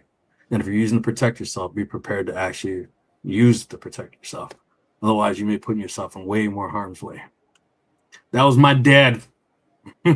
My dad moment there, giving a little thing. Look at this. Look at this. So Tim said, clack, clack, clack, since he didn't actually show up on last week's live. I wanted to see if what's going on. All right, so here we go. Some of the lights. Rick, if you blew a hole in the transmission, that's an automatic replacement. Unfortunately, I wouldn't be looking to do anything else. Just make sure it's cheaper transmission and can be used. Yeah, that's exactly. Yeah, that's why I said I didn't want to any small little bits pieces blew in there, and it wouldn't be worth it. And it's not like like the salvage business for cars. You can't probably find a used transmission for a tractor, right? The diesel engine is going to outlive everything else on the tractor, right? So yeah, exactly. I mean, and I found a few too, but they were like $800, and I was like, again, it's a lot of work. The problem with the transmission is everything is on top of it, so you are like, you are like literally ripping apart the whole the tractor. So it'd be the last time I ever want to do that since I own that tractor. So I said, make sure there's no special program needed, as well as John Deere. In the automotive world, I used to issue. Yeah, so that's exactly what I was saying. Unfortunately, John Deere has been brutal at when you attach a even an OEM, when you attach a part to it and when you plug it in, the computer doesn't recognize or match the serial number, and it may not work. That's why John Deere's being sued right now, because they're it's called the right to service. Even the right to owner manuals, even the right to repair manuals, even the right to diagnostic tools and computers, they're locking it down so like not even mechanic shops or they can buy that stuff. So fingers crossed, if it comes to that, I guess I'll bring it in and have them flash it and charge me whatever they're going to charge me. But at least I won't have to pay them to completely disassemble it. But it's sad that they're locking their machines down. It's a tractor. Why would you care? They want money. Yeah. So Chris said, trying to take the CNC from Skylar. I would imagine you'd have to end up like San Solo and the block of stuff. Yeah, I think she'd definitely fight you for that one. Yeah. I'm not sure how good she is with these, but I'm sure she'll give it a good shot. Yeah, I got a feeling, man. I think she'd go down swinging for that one.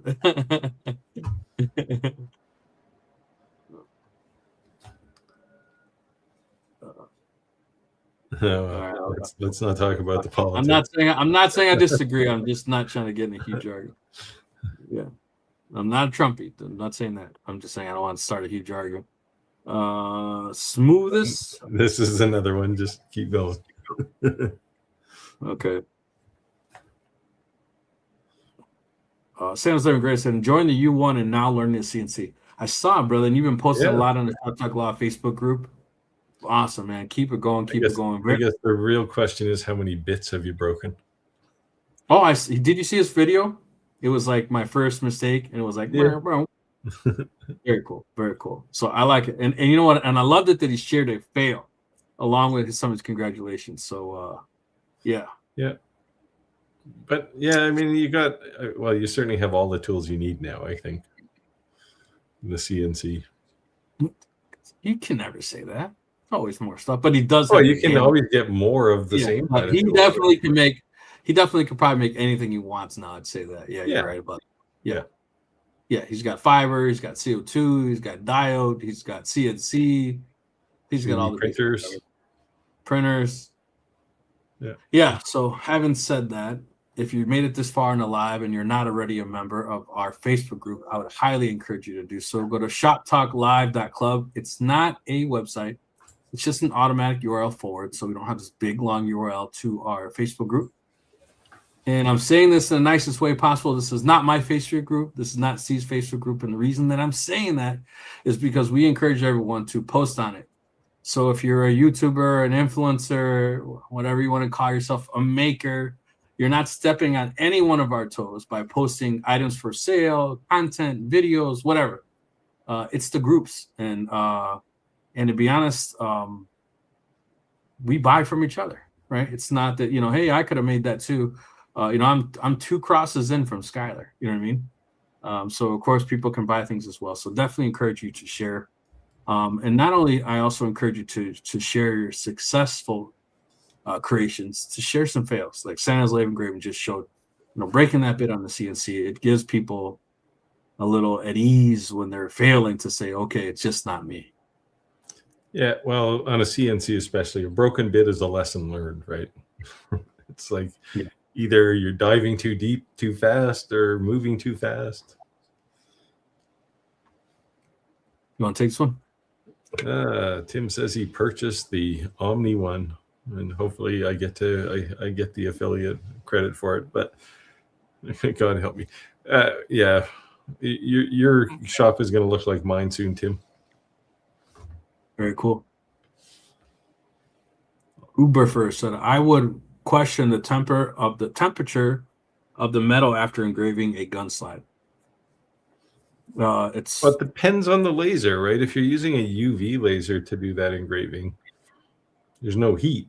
So yeah, but fiber lasers all day long. MOPA fiber lasers all day long. Yeah, I mean, it's not like you're. I mean, if you're just engraving, it's not going to be 100% power, and you're probably going to be moving along pretty quickly. Yeah, and I would say I don't think that'll affect the temper at all. I would say that I wouldn't even consider it engraving. I'd consider it etching. And the reason I say that, Yeah. it's not a real deep engraving. At the end of the day, it's a gun slide, right? So you don't want it to, cause a bullet to make the slide explode or whatever. They're not super deep engravings, and for a reason. Yeah, you're just But taking the black off of it, right? yeah, and maybe a little bit more, and that's it. Yeah. You are not doing a super deep engraving. But yeah, phenomenal work. You want to take some? Chris says, Tim, at least the X tool, at least with the X tool, you're getting something that works, even if it can't do what some of the newer ones can. There's not a lot that the 01 can't do. Like so Jason, the CEO, said they could do 3D with it if they wanted to, but it's not their business, right? Like Xtool is the small business, like their primary customers, a small business owner, so they're not going to get into the making figures and on a 3D printer. TTC 1940 said, I did hear recently that she works with a graphic designer. I say this all the time. It's not that I don't have the ability to do stuff sometimes.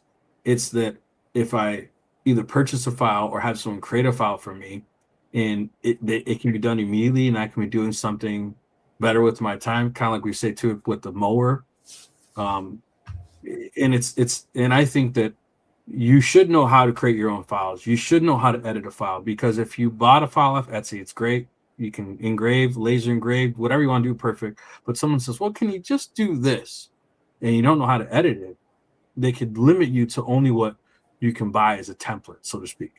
But there's no shame in buying templates and buying artwork. I buy tons of artwork.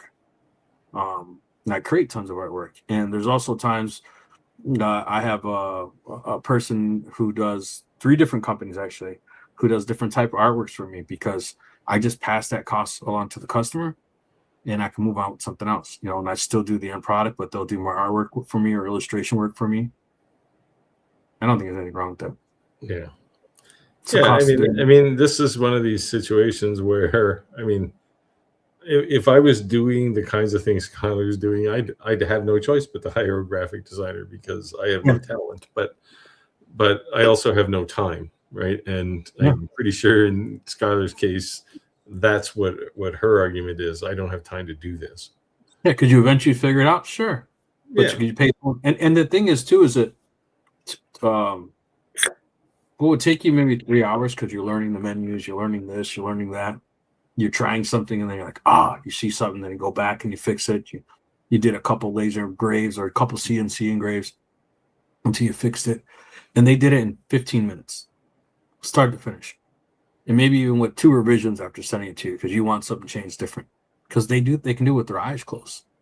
So I don't know. I do it all the time. I do both.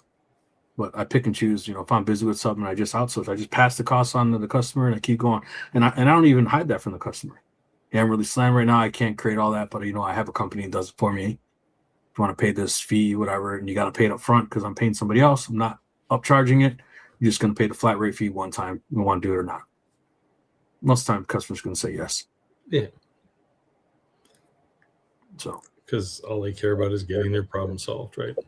Yeah. You want to take this one?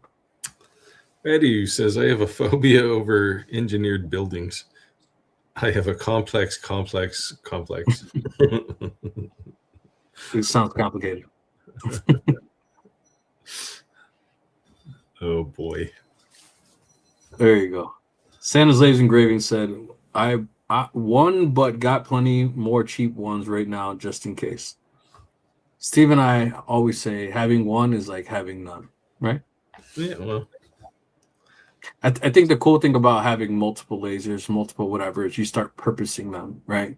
You start jigging them out, and you start, they become. But when you first start, you don't have the luxury of that. That's your everything, right? You do everything you make on a laser is that one laser. But as you start collectively growing lasers, one laser is not better than another. One laser is better at making something than another, right? They could be purpose, you know, one of the one way to skin a cat kind of deal. Santa says, or you forgot to turn the spindle on. realized it the minute I hit the send button, but bam, too late. But bam, too late. Yeah. If your spindle isn't so, you can. So I made a box actually for the Genmitsu that I had that turns the spindle on when you turn the laser on, right when you start the job. And that works pretty well. That avoids this problem where you forget to turn something on. But I think actually Genmitsu will sell those as well. It's really just a solid state relay in a box. Yeah. Chris said, yep, Jim, the artist community is like a maker community. Everyone helps everyone else where they can. And you'd be surprised. I even see people posting in Facebook groups and say, hey, I'm having a problem with this. And other makers just do it for free. Like, oh, send me the file. Yeah. Yeah. You know, and they'll fix it and send it right back. So, but the only problem with that is that if it's a customer's file that maybe they'd want to be shared, I could get that. I get that. Yeah. But people do it all there's the time. some things that, I mean, like people ask me even on the channel sometimes, oh, do you have a design for this? Yeah, but I can't share it with you because it's not mine, right? It belongs to a customer. Right. Dude said, I hate to see you suffer like that. Sounds like great. Tim said, I assign all my artwork to Joy's Designs. Everyone has a designer on hand. Yeah, you should. Yeah. You should. Because that's the bottleneck of your, if you're busy making sawdust or gluing stuff up, somebody else could be creating your files and you keep going. Because at the end of the day, that's the small potatoes of the portion of the income you're making off that job, right? And that's also probably the part you're just directly passing on to the customer. Yep. So have you been having like 100-degree weather days, Steve? It's been like no, we don't get that temperature here. I turned down my high, like we can get into the high 80s, That's low it? 90s, but yeah, I mean, it just doesn't get that hot here. I mean, it's because I live 2 miles from the ocean, right? I turned my truck on today when I was leaving work. It said it was 113 degrees inside my truck. I felt like my shirt was instantly like wet, like from the humidity. I was like, man. We did have a hot day there a couple of weeks ago, and I looked at my car, like I have a phone app, right? And it said it was 53 Celsius, so that's 127 degrees in my car. Fortunately, I can turn the air conditioner on from the app. Right. But yeah, it was definitely hot a couple of weeks ago. Today it wasn't really that bad. TTC 1940 said, I noticed many YouTubers will not reply to questions about their videos. I've tried to make it a point to reply. Because of that exact reason, Yeah, and let's be honest too. If you're a YouTuber and you're actually replying, that helps the algorithm. You're not helping yourself by not replying. Yeah.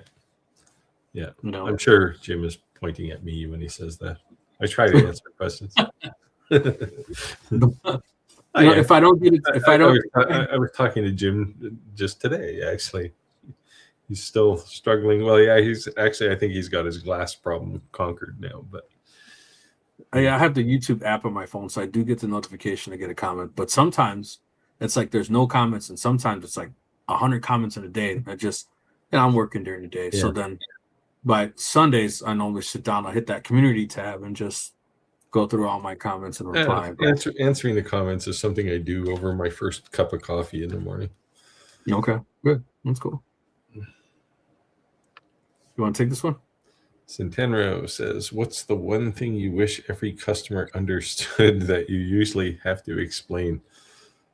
why things are so expensive. So I had Coach called me the other day, which is anyone knows Coach. They make like custom buses, like $3 million plus, and they do a lot of CNC fab work because they a lot of their stuff is stainless steel on the outside of their coaches. Yeah. And they would contact me and they asked me all kinds of questions. But when they contacted me, here's the funny part: they didn't say they were a coach. Asked me 1,000,001 questions, and I was like, "This is like a $45 thing that I'm selling on Facebook." And you're just like, "Dude, like either buy it or kick rocks. It's $45." And then when some email exchange and things went back and forth, I'm like, "Oh, this is a $3 million coach you're asking about." Okay, maybe, maybe I'll. So here's the thing: what I tell people, like, Pet G, right? And tell me if I'm wrong. If you think this, Pet G, if it's anything that's going to be outside, to me, Pet G is kind of like anything would be under your hood, right? Other than ABS, right? But and Pet G is kind of good because it has a wide variety in colors, right? Now, if you want PLA, man, there's like so many more options as far as colors. It's like Well, everything you can texture ever finishes imagine, too, right? right? But it's not going to have the same durability that something Yeah. that's going to be outside 24 hours a day, 7 days a week. Yeah. And See, this I is what wouldn't I wouldn't even use Pet G outside. If I had something I was going to do outside, I'd use ASA. that's a newer filament, though, right? Yeah, it prints just like ABS though. So it's Like pain in the ass. and ABS will last a long time outside, but ASA will last forever, pretty much. Right. So I've so far everything I've printed for the most part has been all PETG, and I do a lot of external signs. Great, no fading, no nothing. Yeah, No, it'll last maybe 8 to 10 years. which is more than anybody could ask, right? Well, I don't know. If you were making me a sign, I'd want it to last more than 10 years. If it's only 6 to 8 inches, come on. If it was a big storefront sign, I get it. Yeah, well, sure. Right. I'm talking about big printed letters or Yes, something, yes, right? yes. So a little 6 to 8 inch sign, something gimmicky. Yeah.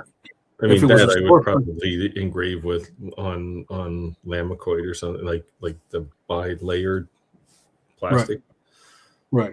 because But it's designed to be outside. right, but if it was like a storefront sign you're hanging on the front of your building, I get that, right? Yeah. That was like a whole thing I had to explain to them that like what is the difference? And I told them like, look, man, I'm not like You're- gatekeeping what I use. Like Are you a go to the chemist? manufacturer's website and look at the filaments and read it yourself and look at the colors and you know choose these Yeah. colors because Yeah, I mean, definitely PLA comes in a million colors, half a dozen different finishes. So if you want any color you want, PLA is the way to go. But ASA comes in. Well, Sunlu, who is my primary filament provider nowadays, they have, I don't know, probably 8 or 10 colors of ASA, and it isn't really shiny when you print it. It's not like ABS is pretty shiny when you print it usually. Um, but ABS generally only comes in like black and white, mostly black. right. Automotive industry highly used things like that. Yeah. Yeah, and I mean it works okay, but ASA is the thing that's going to last forever.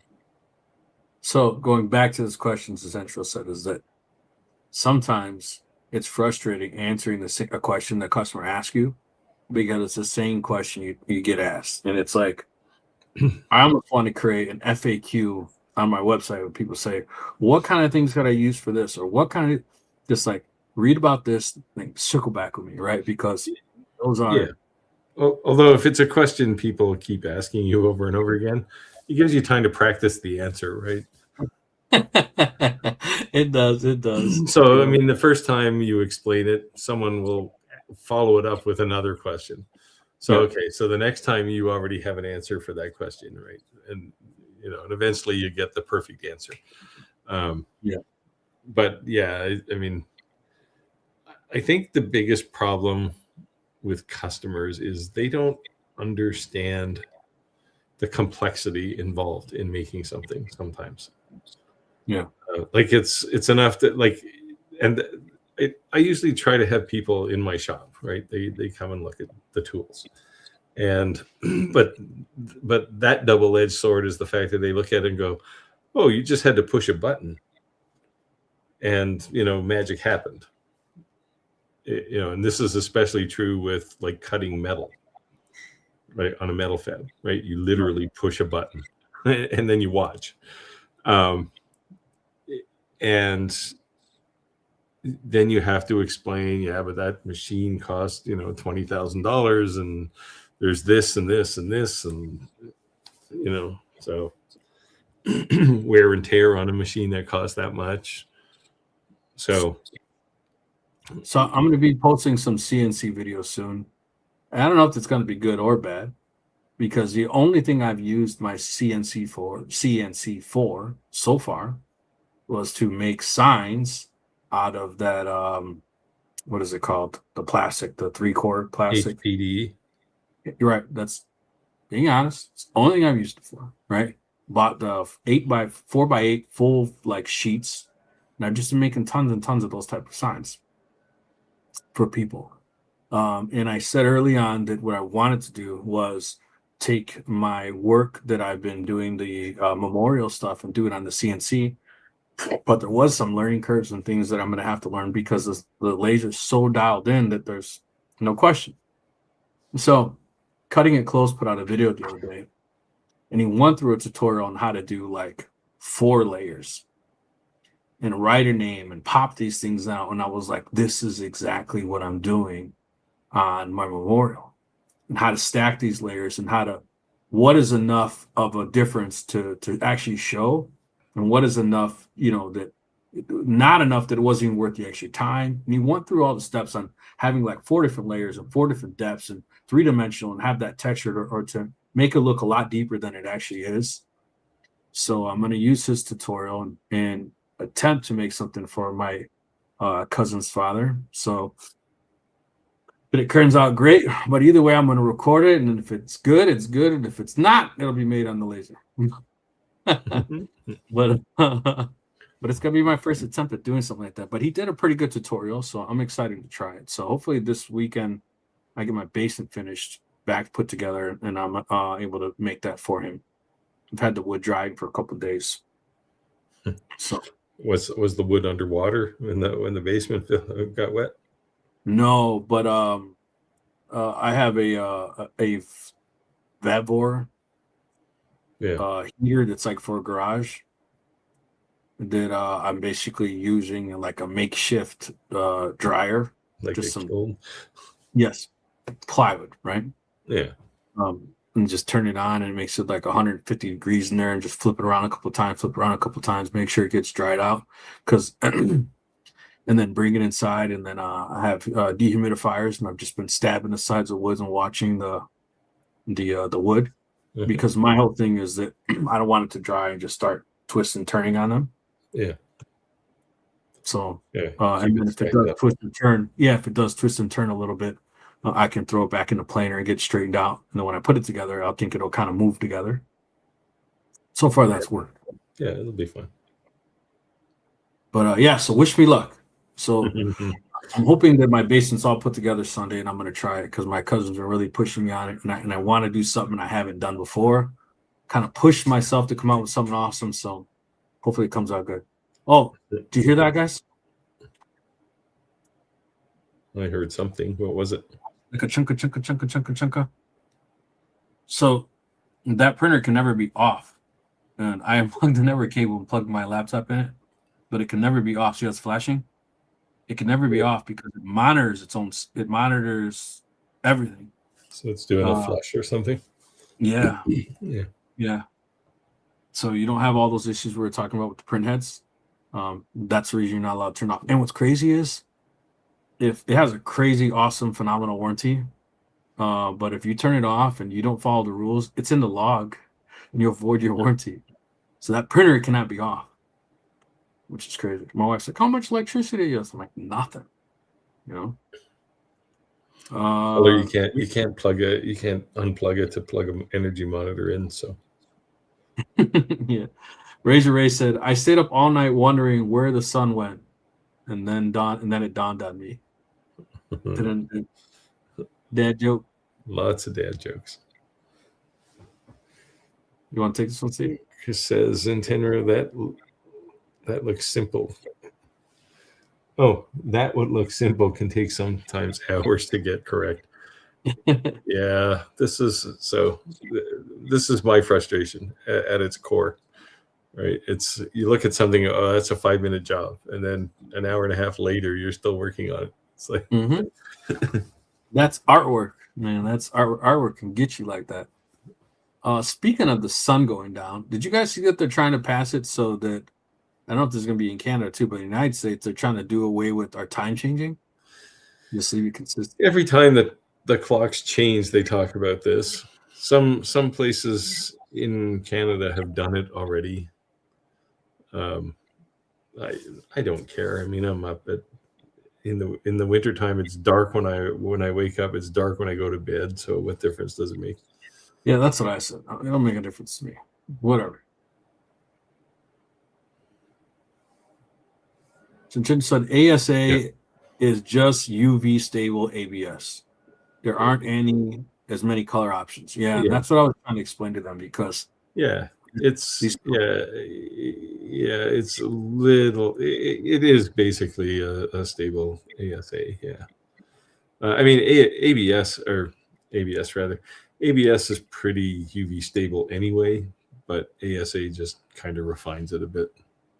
Yeah, but I think it goes back to it's going to have primary colors, right? Your basic colors. It's not going to there's quite a few actually in Sunlu's line. Yeah, I mean, they sent me black, white, yellow, green, red, blue, couple colors of blue actually. So yeah, I don't print with that many colors anyway. Usually, it's mostly black and white when I print things, but I use all kinds of colors. But I do have all my replacement parts for the bamboo printer, so I will have that back up running this weekend. It's just been kind of barricaded, surrounded by stuff in my basement. To one side of my basement, I shoved everything because I was cleaning up the water. Surrounded by sandbags. Oh man, but yeah. So luckily, all my equipment is raised. Everything's on surge protectors. Nothing was damaged.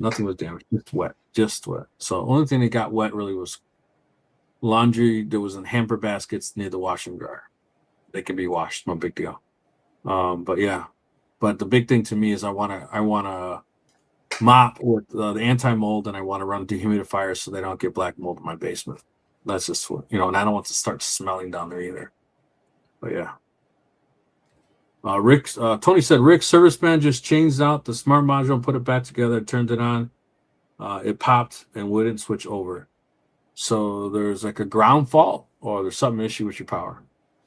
If it popped again and it will not let you reset it, there's something wrong. So something's reversed, something's wrong. Yeah. Either it's got a ground fault, reverse polarity, something's wrong. Yeah, don't let them leave. Hold them hostage. Say, no, you ain't leaving that easy, brother.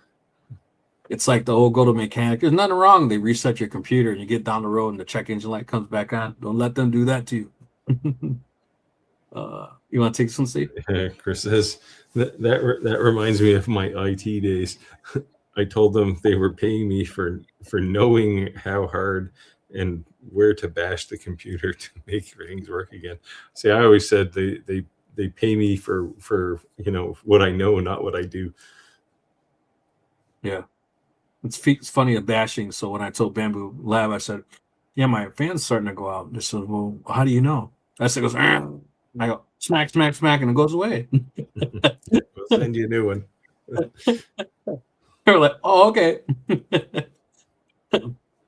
Yeah, so I got a new one. Santa's Living Great says, I did have a medical issue, or did Rick just say he's going to? Hold on, let me reread this. Did I have a medical issue? Did I just hear Rick saying he's going to do a CNC video? My mistake. I fell behind. Yes. Hopefully this Sunday, actually. Because I promised my cousin I really got to get that done. But like I said, I'm going to do it either it's good or bad, right? So to me, if it's not good, not what it is, it'll be a lesson learned. And say, hey, what did I do wrong? And do it again and be able to do it. But I was super happy that I wanted to do that, and lo and behold, that he put out that video. That's pretty much exactly kind of what my designs are. And that's what really had me kind of worried is like the whole 4-layer, different layers, really bunched together in a small area. Try to do that, so I'm gonna give it a shot. It's cool. Because like I said, I just been doing 2-dimension, and that's pretty easy. I think that's rudimentary when it comes to CNC, right? So you just yeah. When you start doing relief, then which I haven't actually seen Skylar do too much of. When you start doing relief, then you add that 3rd dimension, and that's when you learn a whole bunch of new lessons. See, and as long as you're doing 2D, it's like a laser, right? Right, and that's all I've done, right? So, but you go a little bit and it's an engrave. You go deep and it's a cut. It's fundamentally the same, right? Right. That's all I've been but doing. once you do across the surface of the wood, now it's different. Yeah. So I'll be at the end of the day, it's just a depth map. Yes. And so you load an image that's a depth map, and you say engrave this thing. Yeah, but here's the crazy thing too is that thank God that I have Aspire, because I can import multiple SVGs or whatever files. Because if you didn't have the Aspire, you had the you can only do one. Pro, you can only do one vector, right? One vector image, or so because of that, I can import like prayer hands and all the stuff that I've already done. Yeah, you also I assume you also know, like with Aspire, if you took like a vector image, you can then grab the edges of individual pieces of the vector and you can contour them, so you can create your own 3D thing if you want. Okay. Yeah, like I said, there's a whole contour authoring. I've been doing very generic signs that are in like block fonts, right? And so that has been the fundamental use of the CNC. But it's one of the old sayings goes, you do what makes money, right? And that's what I've been doing. Kid going to college, I need some money. So yeah, so we'll see what happens. I'm hoping it comes out great, because it's really, I hope I get the bug like Skylar then, and I just start doing all kinds of craziness. Chris said, the only time I look at a clock these days, see how long I've been on the live, see how long before the live starts. I like that one, man. Yeah, we should put that on a t-shirt. There you go. Oh, that's appreciated for sure. Yeah, absolutely. Want to take some? Santa says the biggest learning curve right now is the amount of bits versus what I learned back in school. Yeah, and I think if you heeded our advice, you have a big box full of really cheap bits to get started. And when you go for maybe 3 weeks without breaking the same bit, then you can buy a more expensive one. Yeah, and I think the real reason I haven't had any bad luck breaking bits is I've been cutting real soft plastic, right? I haven't gone any hardwoods. Yeah, I mean, you can break a bit with anything. Like you just plunge the thing hard and you'll break the bit, or you plunge it in and then start plowing through it, 5 meters a second, you're going to break bits. It doesn't matter what you're cutting. Yeah, so I downloaded the tool library from Cutting It Close because they were his bits. Yeah, and I've been using all his settings, so I wasn't. And it was and I mean, like a 1/4 inch end mill, for example, the settings are the same. It doesn't matter who made the bit. Right. What I'm saying is I didn't start. You can use those libraries. Like I use a lot of the Amana library, tool library, because they got every bit you can get, and it's pretty simple to just say, okay, I don't have your end mill. I have this end mill over here, and I'm just going to use your settings, and they always work.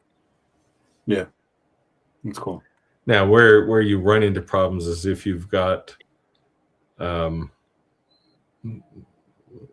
like your bit, you might have like if it's a twist, you might have 2 cutting edges or 3 cutting edges or 1 cutting edge. The Then mid it ones with up and down cutting, and Yeah, then the up middle. cut and down cut, but most libraries will have one of each, right? Right. Chris says, have either of you had a look at MillMage now that they've added vcarve and importing 3D files? No, they just released MillMage 0.9, I think earlier this week or late last week. You know how much it is? It's fairly cheap. I think it's like $150. Maybe I'll just buy it just to see what it looks like. Yeah, I don't know. I mean, I just don't have time to learn another tool. And I think from my perspective, our good friend Andy Bird said, you'll always end up back at Aspire or Vectric, right? Yeah, that's exactly what he said. No matter what you use, you'll always end up back, right? All roads lead to Vectric. A dog always finds his way back home. Yeah. So, I mean, if you're starting out and where I see MillMage is for people who are just getting started. They were maybe looking at Easel, which is the entry level commercial CNC control software, design software. I could see somebody using MillMage instead of Easel. So I would say this, having not used it, if I'm a Lightburn user, which I am, and I'm familiar with their menus, their settings, just the interface, and it was close or similar with added features because it's CNC, it could be a comfort thing and take out the anxiety of learning a whole new program, right? But then there's also the added benefit that there's a big difference in buying $150 software and buying a $1,200 software. So you could say everything bad you want about Lightburn all you want. If you don't have $1,200, $150 might be a good option. That's all I'm saying. Yeah, and I mean, right? I mean, it'll still work. You'll be able to run your. I don't have any particular issues against MillMage or Lightburn, and for that matter, I mean, I think they made a few business mistakes over the last little while. Like, I mean, they had to do something new. Right. If I was running the company, I personally wouldn't have built CNC software, but you have to do something, right? Because their market is shrinking because a lot of the new lasers don't support Lightburn or they come with their own free software, so no one's going to buy Lightburn even if it is better. So I get it, but I just think they thought it was their next big thing. It was like the next big thing. It was their next upgrade. It seemed logical. Yeah, it was pretty hyped up, but I mean, it doesn't, like, the CNC market is just not as big as, especially that entry level end. Yeah, and I would say, I don't honestly think somebody who's got a Shapeoko or a Onefinity, or certainly not an Avid, I don't think they're going to use MillMage anyway. No. So Tony said the CNC that Venturter is putting together has a spindle bigger than a complete trim router, big enough to start a funny car. Yeah, well, that could be like Andy's Avid spindle, right? It's like a 5 horsepower or something. That's great. Oh yeah. Where I think that's why he ended up trading it, because he didn't even have enough power to actually run it. So it's like 3-phase or something, right? Like it's crazy. Yeah. So anonymous trader skills anonymous said, "Hi everyone, arriving late from road trip.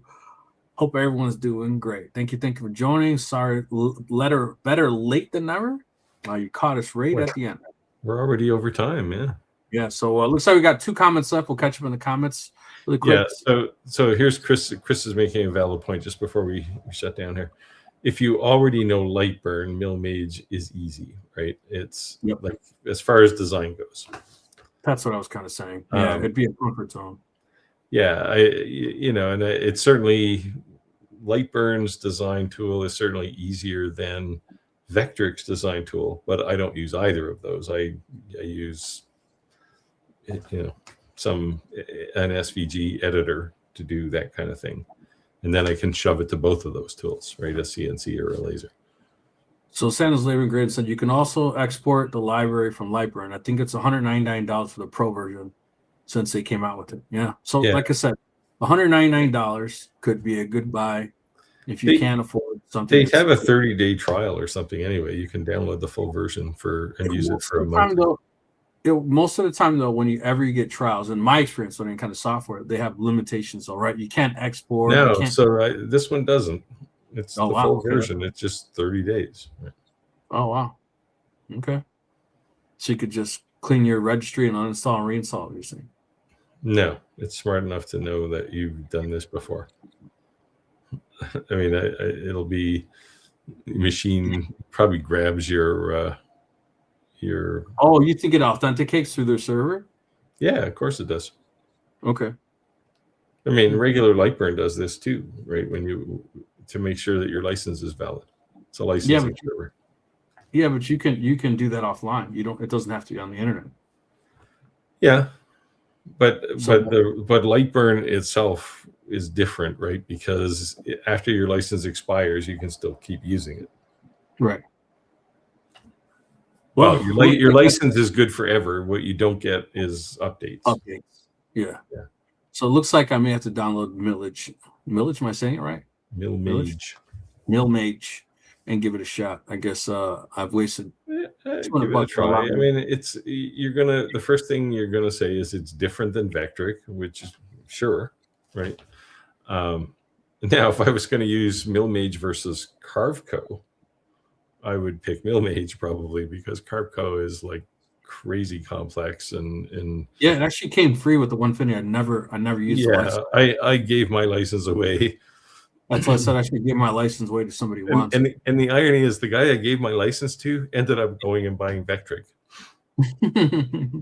Yeah, so I guess if somebody really wants it, I have a license too. It came by 150. I never used it, never activated it. But, yeah, it's like a 1-year license, right? It's a yeah.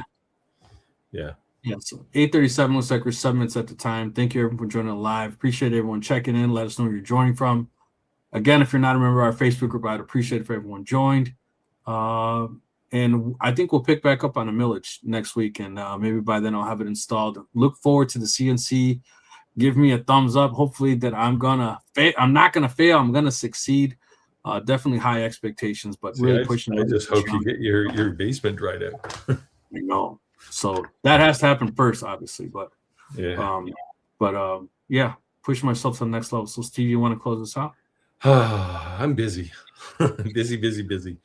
My Hay Gears review is coming out hopefully this week. Well, what day is this? Wednesday. Hopefully this week, and then it's off to so many other things that are piling up in my shop. But I enjoy coming out on Wednesdays. Absolutely, as well. All right, guys. We'll see you next week. Thank you for joining. Thanks, all. Thanks, Steve. See you, man.